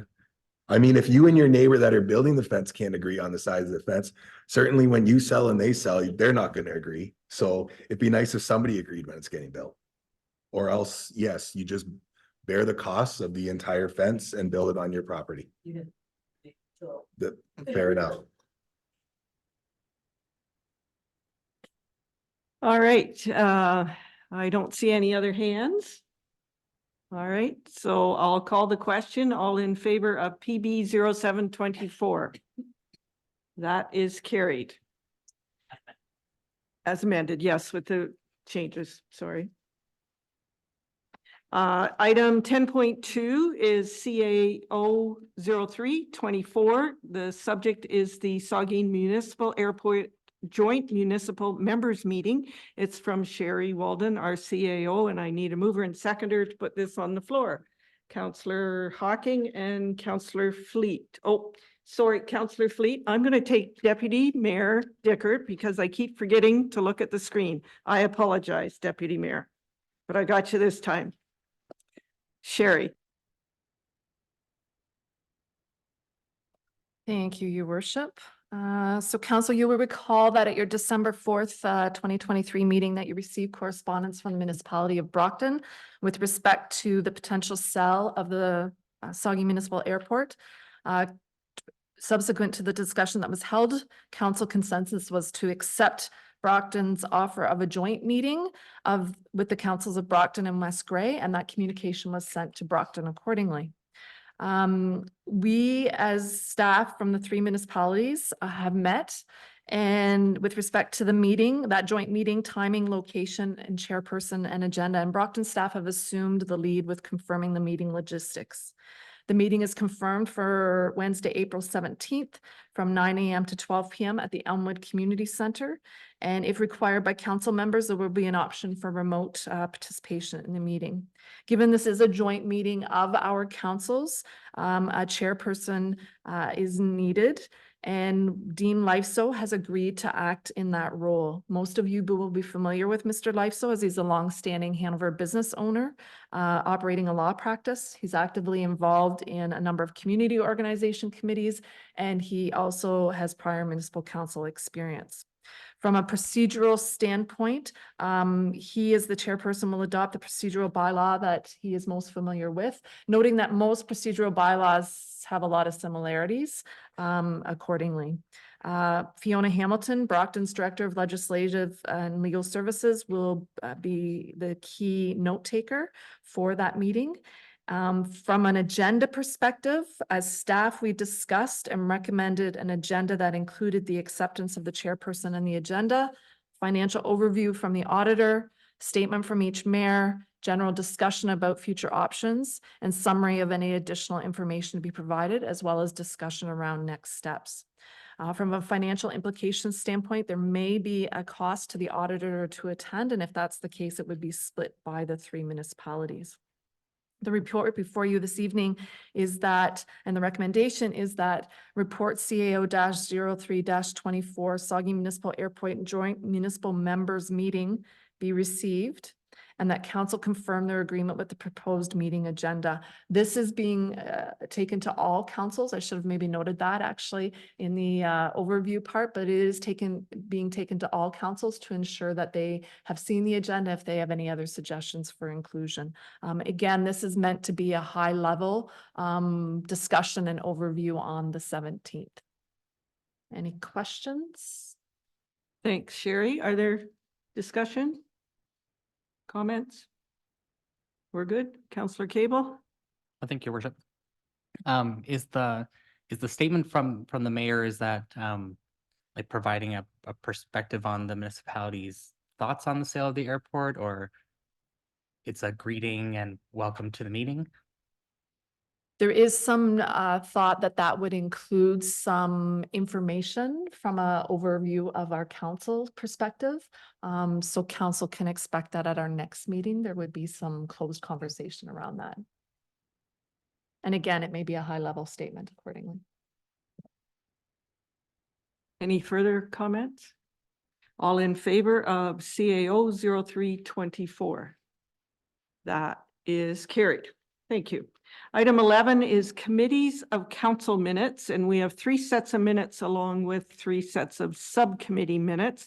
I need a mover and seconder to put that on the floor, and I will take Councillor Fleet and Councillor Sackle. So the first one is age-friendly advisory committee minutes, and Councillor Fleet, if you would highlight those. Thank you, Your Worship. Age Friendly met on Monday, February 26th. I'll just go over some of the highlights. There's an elder abuse prevention Ontario training April 4th via Zoom. Council on Aging presentation. Council of Aging was hosted in Hanover, and Brandon Dobson made a presentation regarding Hanover's Age Friendly Committee and current projects. flag raising request, which will be coming to council, World Elder Abuse Awareness. The senior news letter is in the printers right now and will soon be in our mailboxes. Brandon went over senior games for 2024. Age-friendly business recommendation, it's up and running, and there'll be a report coming back to council on that. Seniors community grant, Brandon applied for that, confirm Excel plan grant due by March 28th, and committee's members shared the Walk for Alzheimer's will be happening again this year at the end of May. And that's all I have to report from Age Friendly. Thank you. Of course, if there's any questions, Councillor Hudson. Thank you, Your Worship. I'm just wondering, Councillor Fleet, if you can speak to how the residents are getting the Senior Star newsletter. Is it going out in the paper or in their mail separately? Actually, we had a meeting this morning and it'll be out in the mail, plus they'll be available at the nursing homes. He actually got more printed, so they'll be available at the seniors club, the nursing homes, Rivera, P&H Center. So they should be out within the next week or two. But hand delivered into the mailbox? Okay. Okay, item 11.2 is the Economic, Tourism and Cultural Development Advisory Committee minutes. Councillor Sackel. Thank you, Your Worship. The group met on February the 21st of 2024, and April Marshall shared that after a presentation from the Southwestern Ontario Isotope Coalition, that the Hanover Council agreed to have staff complete a partnership application for Hanover to join. Laura Kristen gave a presentation on the Age-Friendly Business Initiative, noting how local businesses can incorporate age-friendly elements to create safer environments for customers. This initiative is supported by the Chamber of Commerce and the DIA. April also reviewed the strategic plan priority number 1, growth and attraction review. We've decided that each month that we meet, we will go through a different component of the strat plan. In terms of updates, the HIP Apprentice Trades Are Cool videos were shown to the committee. The videos featured tradespeople from Making Headlines Hair Salon and Men's Hair Lounge, as well as Montgomery Industrial Services. The videos highlight the benefits of apprenticeships and career opportunities that are available, and these will be on social media soon if you haven't seen them already. The committee is considering a new business competition, which targets entrepreneurs who are looking to establish, purchase, or relocate their business. The Town of Minto's Pitch It competition has been shared with us, and we thank Minto for that. Monetary awards would be given to finalists. It may run biannually, starting in the fall of this year, so that it would alternate with the Hawk's Nest competition. So stay tuned for more details. And finally, the Hanover Chamber of Commerce is planning Hanover's Volunteers and Business Awards, along with the DIA's implementing the Spring Shop and Win program. If there's any questions, I'd be happy to take them. Councillor Hawking. I don't have a question, but I just have an update I'd like to include under the Saugeen Municipal Airport, a little more detail where it talks about on the future with partnering neighbor municipalities. On this Wednesday, March the 21st, we are going to have Steve Furness from Grey County Economic Development making a presentation along with Luigi from Compass, and to expand the possibilities for investment options at the airport. Very good. All right. Item 11.2.1 is the Cultural Roundtable Committee minutes. Councillor Sackel, if you wouldn't mind. Thank you, Your Worship. The Cultural Roundtable met on January the 23rd. The committee is supporting a move from Sundays to Saturdays for Music in the Square. They hope this will allow the event to grow and diversify its audience by operating on a Saturday when businesses are open, including the local library and the Eat Well Farmers Market, which currently runs from 8 to 2. In terms of 2024 initiatives, developing a cultural symposium and Culture Days bus tour as a joint initiative with Wellington North and Minto is a consideration at this time. The committee also discussed a possible coloring activity of an image that represents Hanover in order to engage the public at the Home and Garden Show this year. The public is reminded that there will be a classical music production of Handel's Messiah on March the 22nd at the Saugeen Academy. And Hanover community players donated $1,500 to the local food bank from their proceeds from Matilda. Rehearsals are now underway for their spring show, which is called Drinking Habits. Thank you. Councillor Hudson. Thank you, Your Worship. Just regarding the music in the square, the last sentence in that paragraph is that April is approaching the downtown improvement area about feedback on the proposed event date changes. So is it the DIA that's making the final decision on the Sunday to Saturday change, or can you speak to that? I really don't know, but I'll find out on Wednesday because that's when we have the economic development meeting, and then I'll find out. Don't know. Sure. And I can add to that. I believe April was asking for input from the DIA with respect to that. It really is an initiative of the Cultural Roundtable Committee, the Music in the Square. So it would be their direction as such. So the Cultural Roundtable is making the final decision on it? Yeah, Okay. that would be my understanding. Okay, thank you. Councillor Fleet. Thank you, Your Worship. The DIA actually, our last meeting had voted to keep it on Sundays.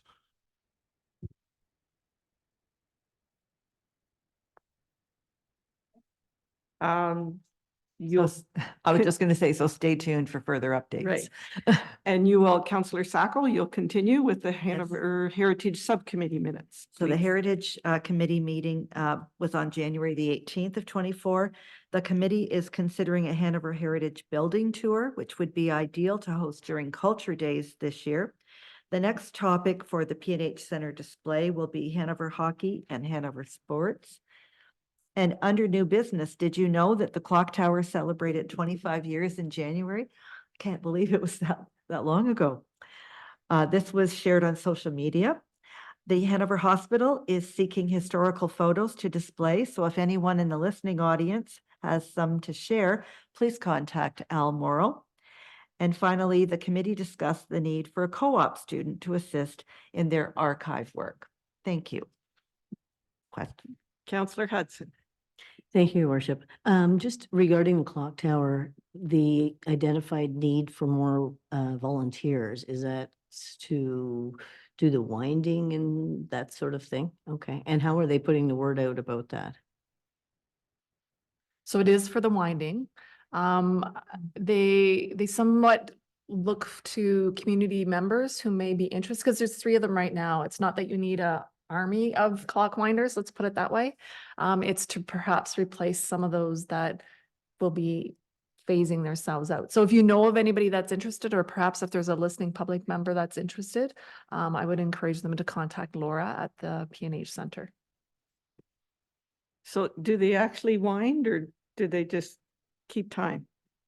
Well, I've never been in there, but my understanding is they have to wind it in, like, I don't know what's all involved with winding it now that you say that, Mayor Sue, but yes, they have to go in there every so many days so that it keeps time that it needs. I kind of think of it similar to a grandfather clock, and I could be totally wrong around how the clockworks work, but you have to do something and process so that it continues to keep time. And so these 3 people that volunteer, when they go on vacation, they need someone else to cover, right? So it would be nice to have, maybe half a dozen people, right, to help out. So Councillor Cable. Thank you, Your Worship. Just wanted to go back to the last set of minutes around music in the square. Just wondering, how does council provide a recommendation to the Cultural Roundtable around music in the square? Certainly, I think at an earlier council meeting, I know there was at least 3 of us that spoke about wanting to keep it on Sundays for a variety of different reasons. And certainly now if the DIA is also in favor of Sundays, I'm just wondering, at what point does the reporting mechanism work that council can provide its recommendation if the Cultural Roundtable is the one making that decision? So I would say that you've provided your input to the Cultural Roundtable through your input here, which staff have taken back to I believe that was before this, wait, was this January 23rd? I can't recall when that happened. So some of that would be through that process that April's taken that information back to the Cultural Roundtable Committee. Again, the DIA was asked for input. They've provided theirs accordingly.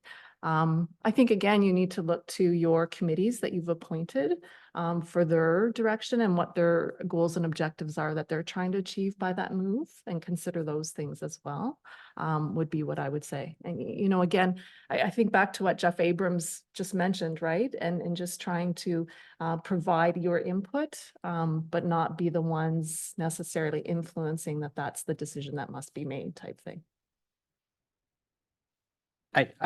I completely agree. I just think that the Music in the Square started out of a cultural roundtable that at that point has maybe more of a council connection, right? And that idea was brought forward, and Councillor Hawking was on cultural roundtable at that point in time, and we started it during COVID. And I think the intent was to have that Sunday afternoon leisure music in the park atmosphere where it's something to do on a Sunday afternoon.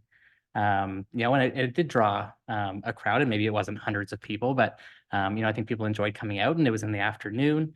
You know, we had fairly good attendance at those. I think you're also not competing with Saturday weddings and other things that are happening on Saturdays. I just think that it's interesting that we're seeing that if council's comments were that it should stay on Sundays and the DA's comments were that it should stay on Sundays, I guess at what point will we be notified whether it's staying on Sundays or switching to Saturdays? I would suggest that will come in the next set of minutes with Cultural Roundtable. My understanding is they're moving forward. Like, I think April's been in touch with people with bookings. I don't know whether it's Saturdays or Sundays off the top of my head. But I know the Cultural Roundtable has, and I know she's been making contact around bookings. Councillor Sacco. Thank you, Your Worship. I wondered if Councillor Fleet could give us some of the reasons why the DIA wanted it to stay on Sundays. I think the reasoning was there's racing in the afternoon. They didn't feel that people taking in the entertainment would stay downtown and shop on a Saturday afternoon, because Saturdays, like Councillor Cable saying, Sunday's more of a leisurely day. They think they'll attract more people. There is some concern with the DIA with the market in the square on Saturdays, because it sort of is dwindling a bit. And so I don't know if it will benefit the market or not, but I think their concerns were like weddings, the horse races at 1 o'clock. Will people leave and go to the races or whatever? So they didn't feel there's a lot of benefit to have it on a Saturday. Councillor Hawking. Thank you, Your Worship. I've talked not directly to someone on the cultural, but on Cultural Roundtable.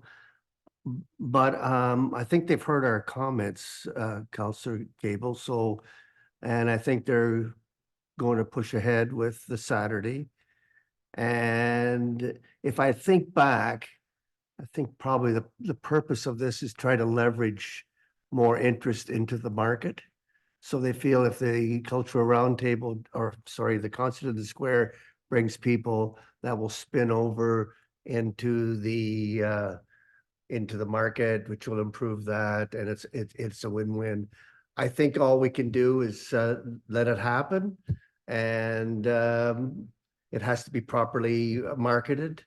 And at the end of the day, you're not going to know until you try it. So I'm willing to sit back and watch for a year, but personally, I will not be down there as much as I would be on a Sunday afternoon, because I've got other things going on Saturday. But and the word I heard, it's 11 to 1. Well, that's really not an appropriate time in my, because people usually have lunch at that time. So let them take a run at it and see what happens. We can always go back next year. Thank you. Okay.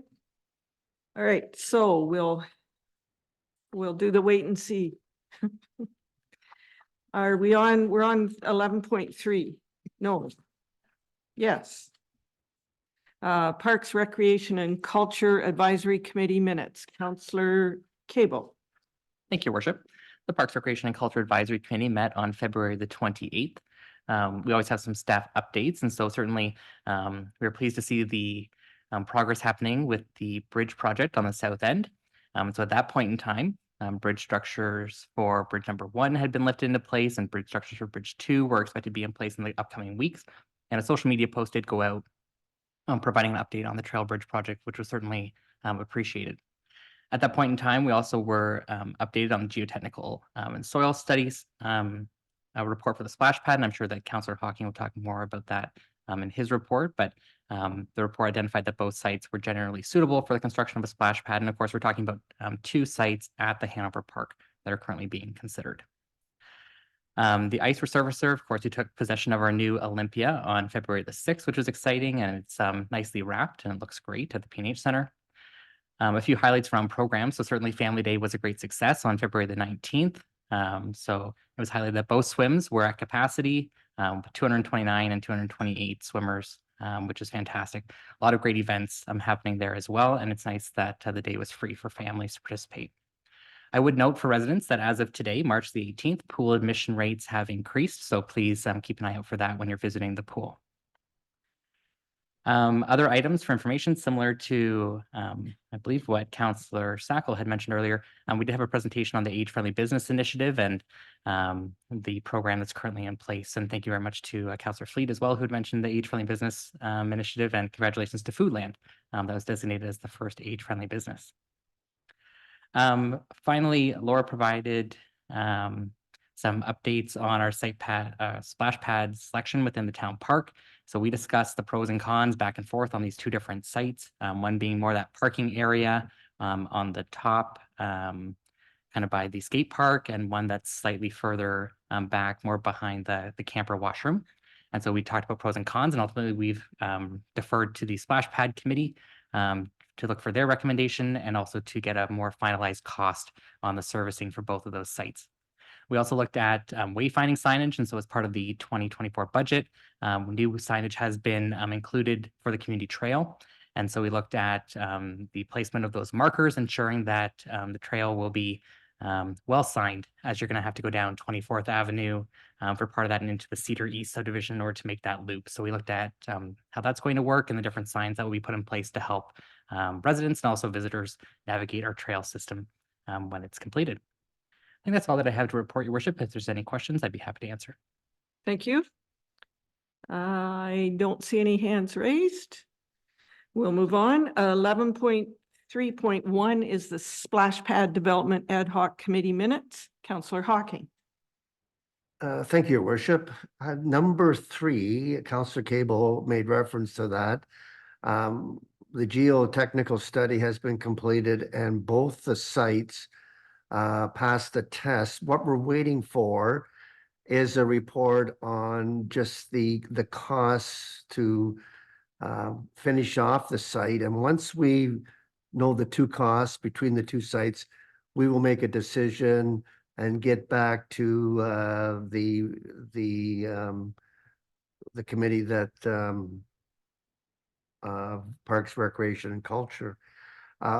We're sort of getting a little antsy. We'd like to get this finished because, of course, we want approval so that we can get out and tender for a landscape architect, because landscape architect will give us sort of the drawing for our promo material. So we're sort of pawing at the earth, getting kind of could I say pushy a bit to get it done. So we hope to get this in the next week and then back to as I said, the Parks, Recreation, Culture, and then move on.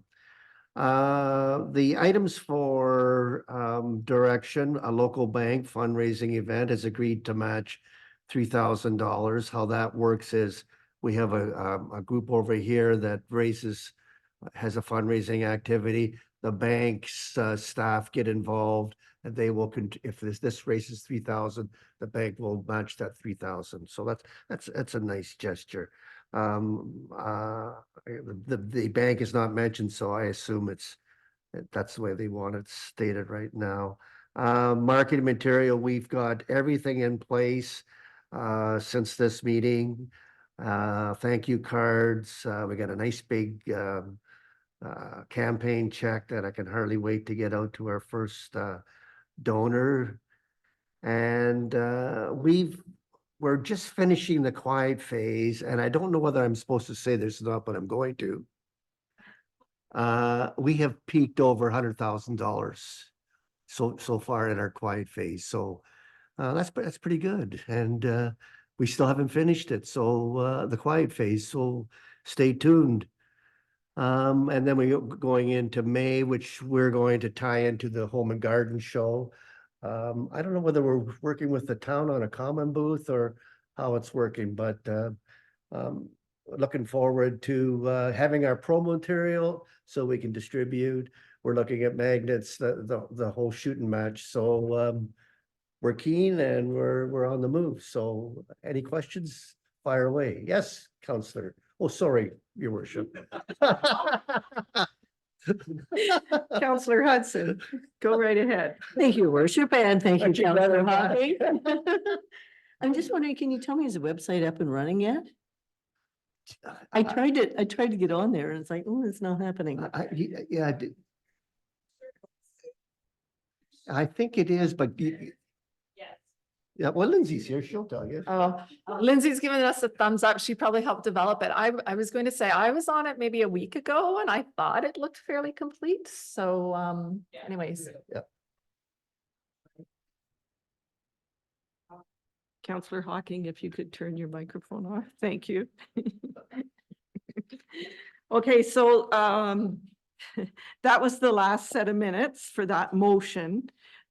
So it's been moved by Counselor Fleet, seconded by Counselor Sacco, and we are approving, receiving the information and approving the recommendations that were contained in those 3 sets of minutes and those 3 sets of subcommittee minutes. So all in favor? That is carried.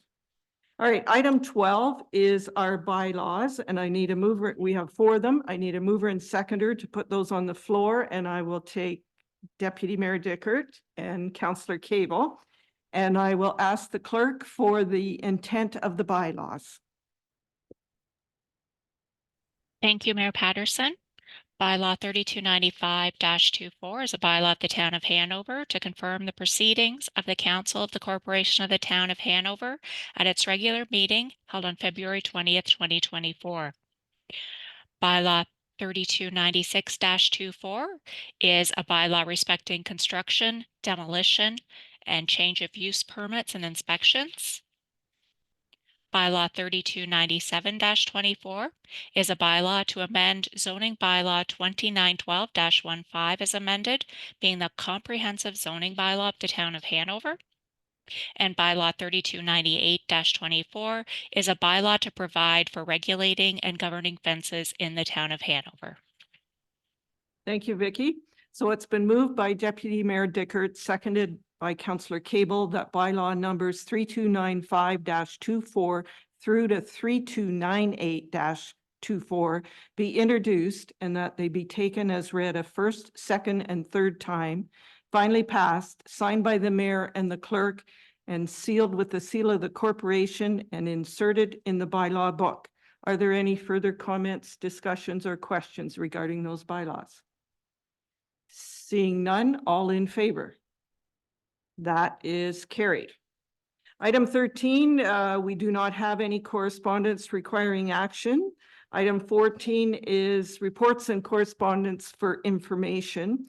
14.1 is report PB 0624. The subject is the site plan control agreement for 620 First Street, and it's from Andrew Wilkin, our Director of Building and Planning and CBO. Andrew. Thank you, Your Worship.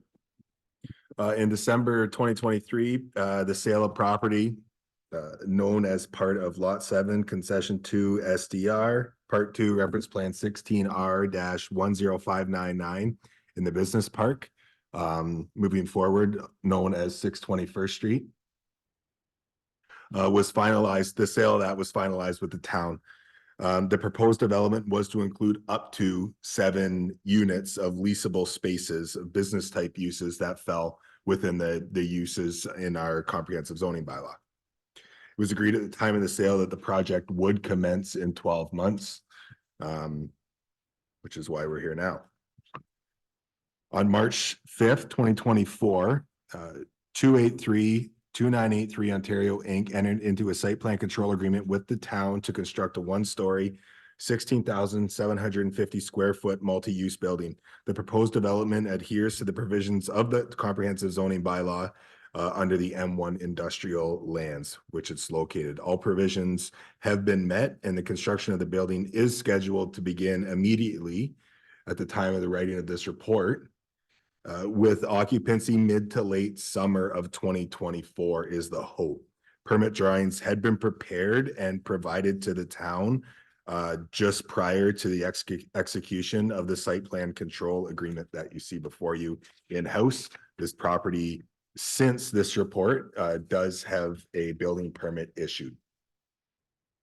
The link to the strategic plan. Oh, sorry.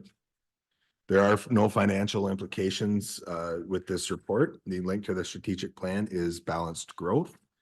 And the recommendation is that report PB 6-24 site plan control agreement 2983 Ontario LTD -621st Street be received for information.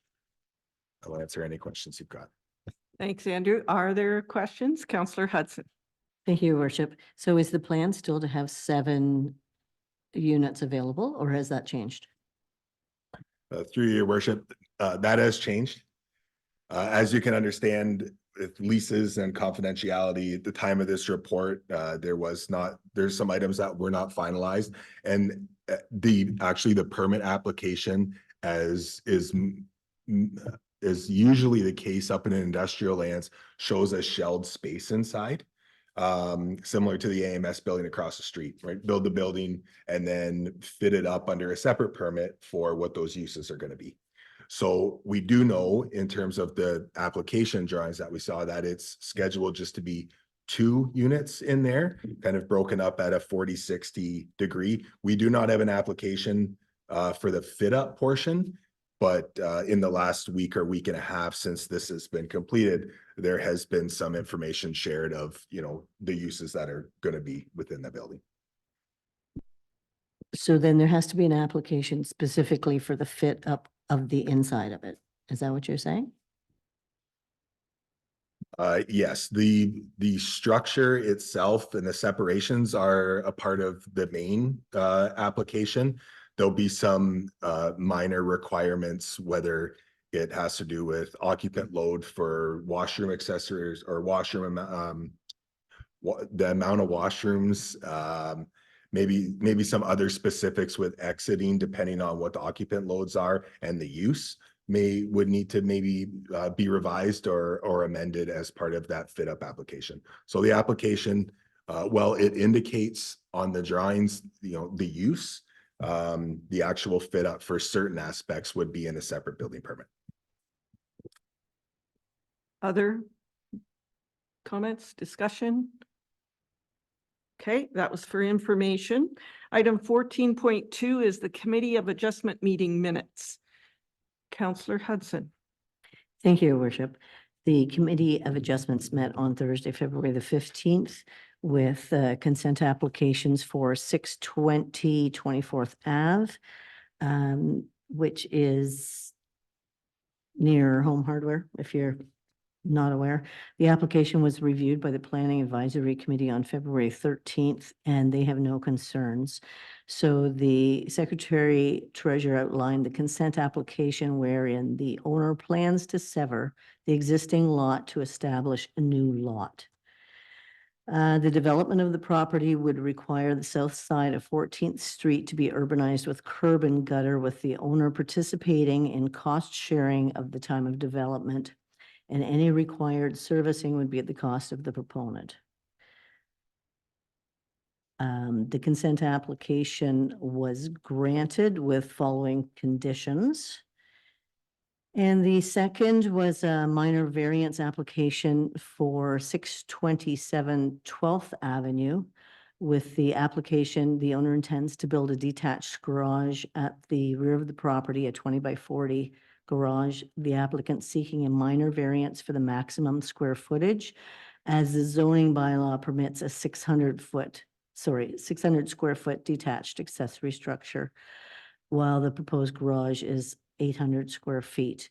The garage is being used as a storage garage or shed, and that minor variance was also granted with conditions as well. Thank you. I don't see any hands raised. We'll move on. Item 14.3 is Launchpad regular board meeting minutes. Councillor Cable. Oh, thank you, Your Worship. The Launchpad Board met on Tuesday, February the 27th. As is noted in the minutes, Councillor Sacco brought forward some of the requests from our previous meeting. And so certainly through the memorandum of understanding that's being developed between the town and Launchpad, some of those provisions will be included, including things like our quarterly participant statistics. We did have a delegation from Mike Rock, who's with LiUNA 1059. They have a temporary training center at the Old Horse Palace in Walkerton right now. And they've purchased a new piece of property in the, I don't know if you call it the East Ridge Industrial Park, kind of by the OPP in Walkerton. So they'll be building a new facility over in Brockton. He was there to present on some of the programs that LiUNA is going to be offering and their growing presence in Grey and Bruce counties.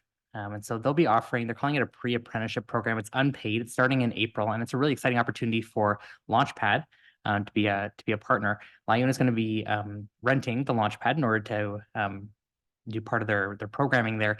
Essentially, people are coming in and they're learning skills over a 6-week period of time. Anything from concrete finishing to framing and forming to outdoor labor work. And then based on the performance during that 6-week pre-apprenticeship program, they would then get recommended for apprenticeship opportunities that LiUNA would have.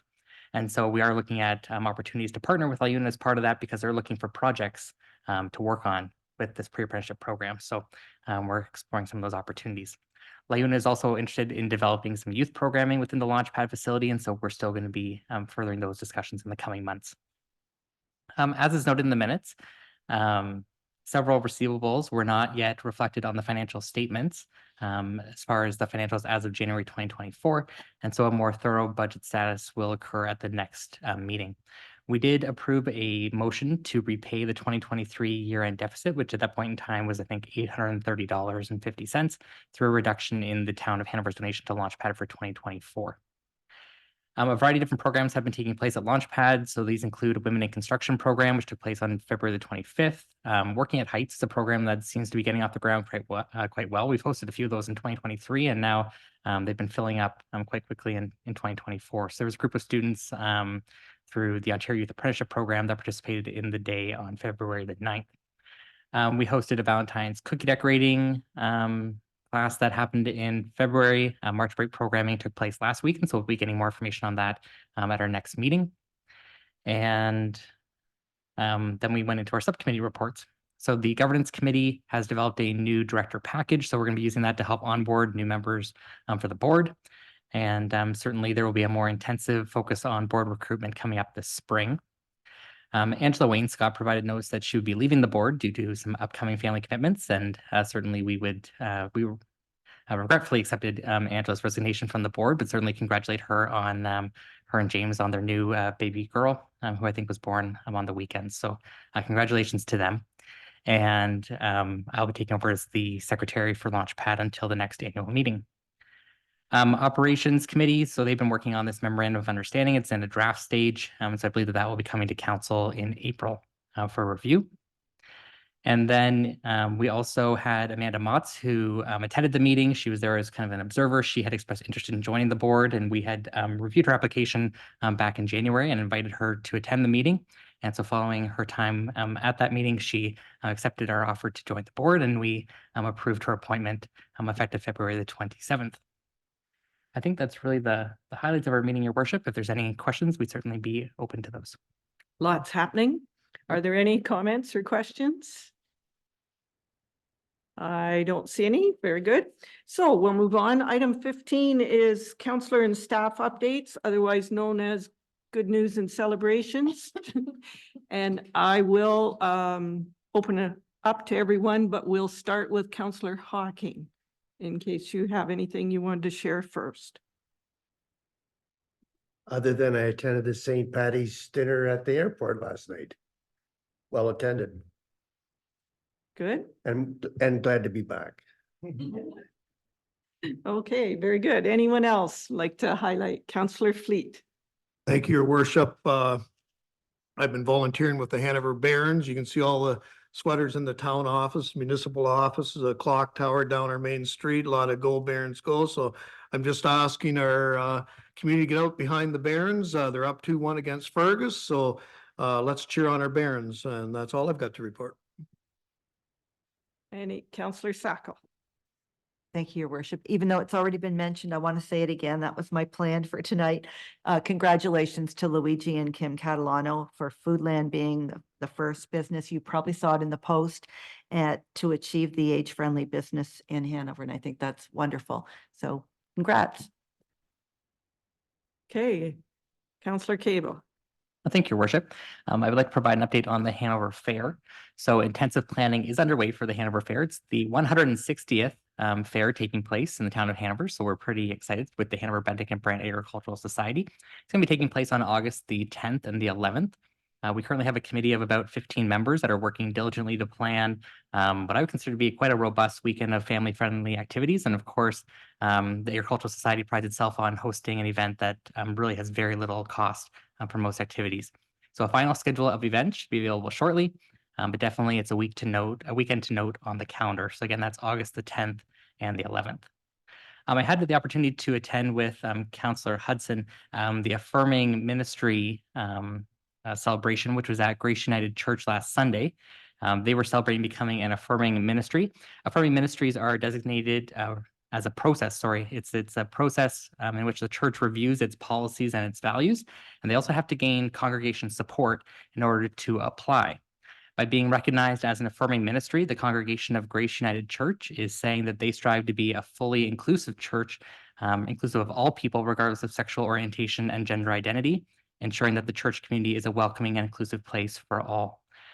It was certainly a really powerful and a moving celebration with United Church officials who came in from far and wide, bringing greetings, and past pastors were there, including Doug Kaufman, which it was great to see him as well. So certainly congratulations to Grace United Church on the recognition, and I think it's a great step forward for our community and making our community a more inclusive place for all. Thank you. Councillor Hudson. Thank you, your worship. I have a few good news things. I had the opportunity to be present at the WOWSA International Women's Day event at the Newstead Community Hall. WOWSA is Women of Wellington and Saugeen area. And our own firefighter Christine was there doing her Molly presentation. Molly is the teenage girls firefighting camp that they're hoping to put on this summer. Also with keynote speaker Alicia Gibbons and 5 panelists speaking on the successes and challenges of their professional journey. And great evening with many women celebrating the strength, resilience, and accomplishments of women in business.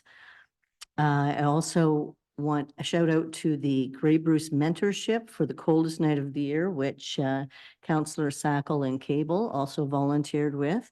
They raised $17,425, had 80 walkers and 29 volunteers. So a really well put together initiative for their first time. So that was great. The Horticultural Society held the first trout dinner of the year on Friday, and they raised over $2,500. So a lot of these different community organizations are out and about and doing some wonderful things. And just a little shout out to the library for all of the great things they did for March break. They had 25 kids for the seed starting workshop, and the Sciences Gross blah.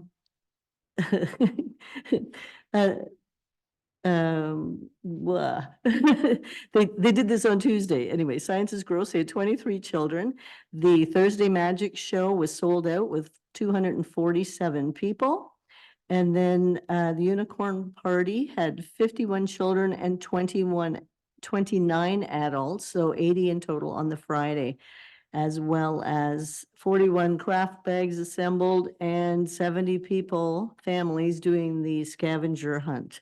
So the library was busy over March break. They had 1,550 people go through the doors, 500 more than their normal week. And so it's just a showing of the value of the library and the programs that they do provide. Thank you. Okay, I will ask staff. Sherry, anything to highlight?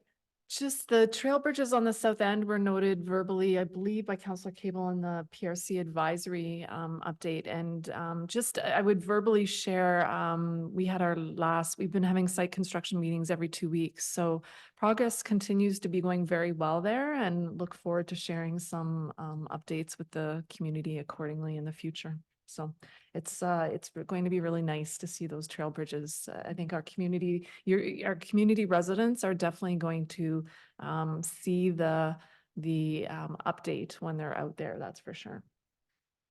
Thank you. And I see Vicky, you have your hand raised.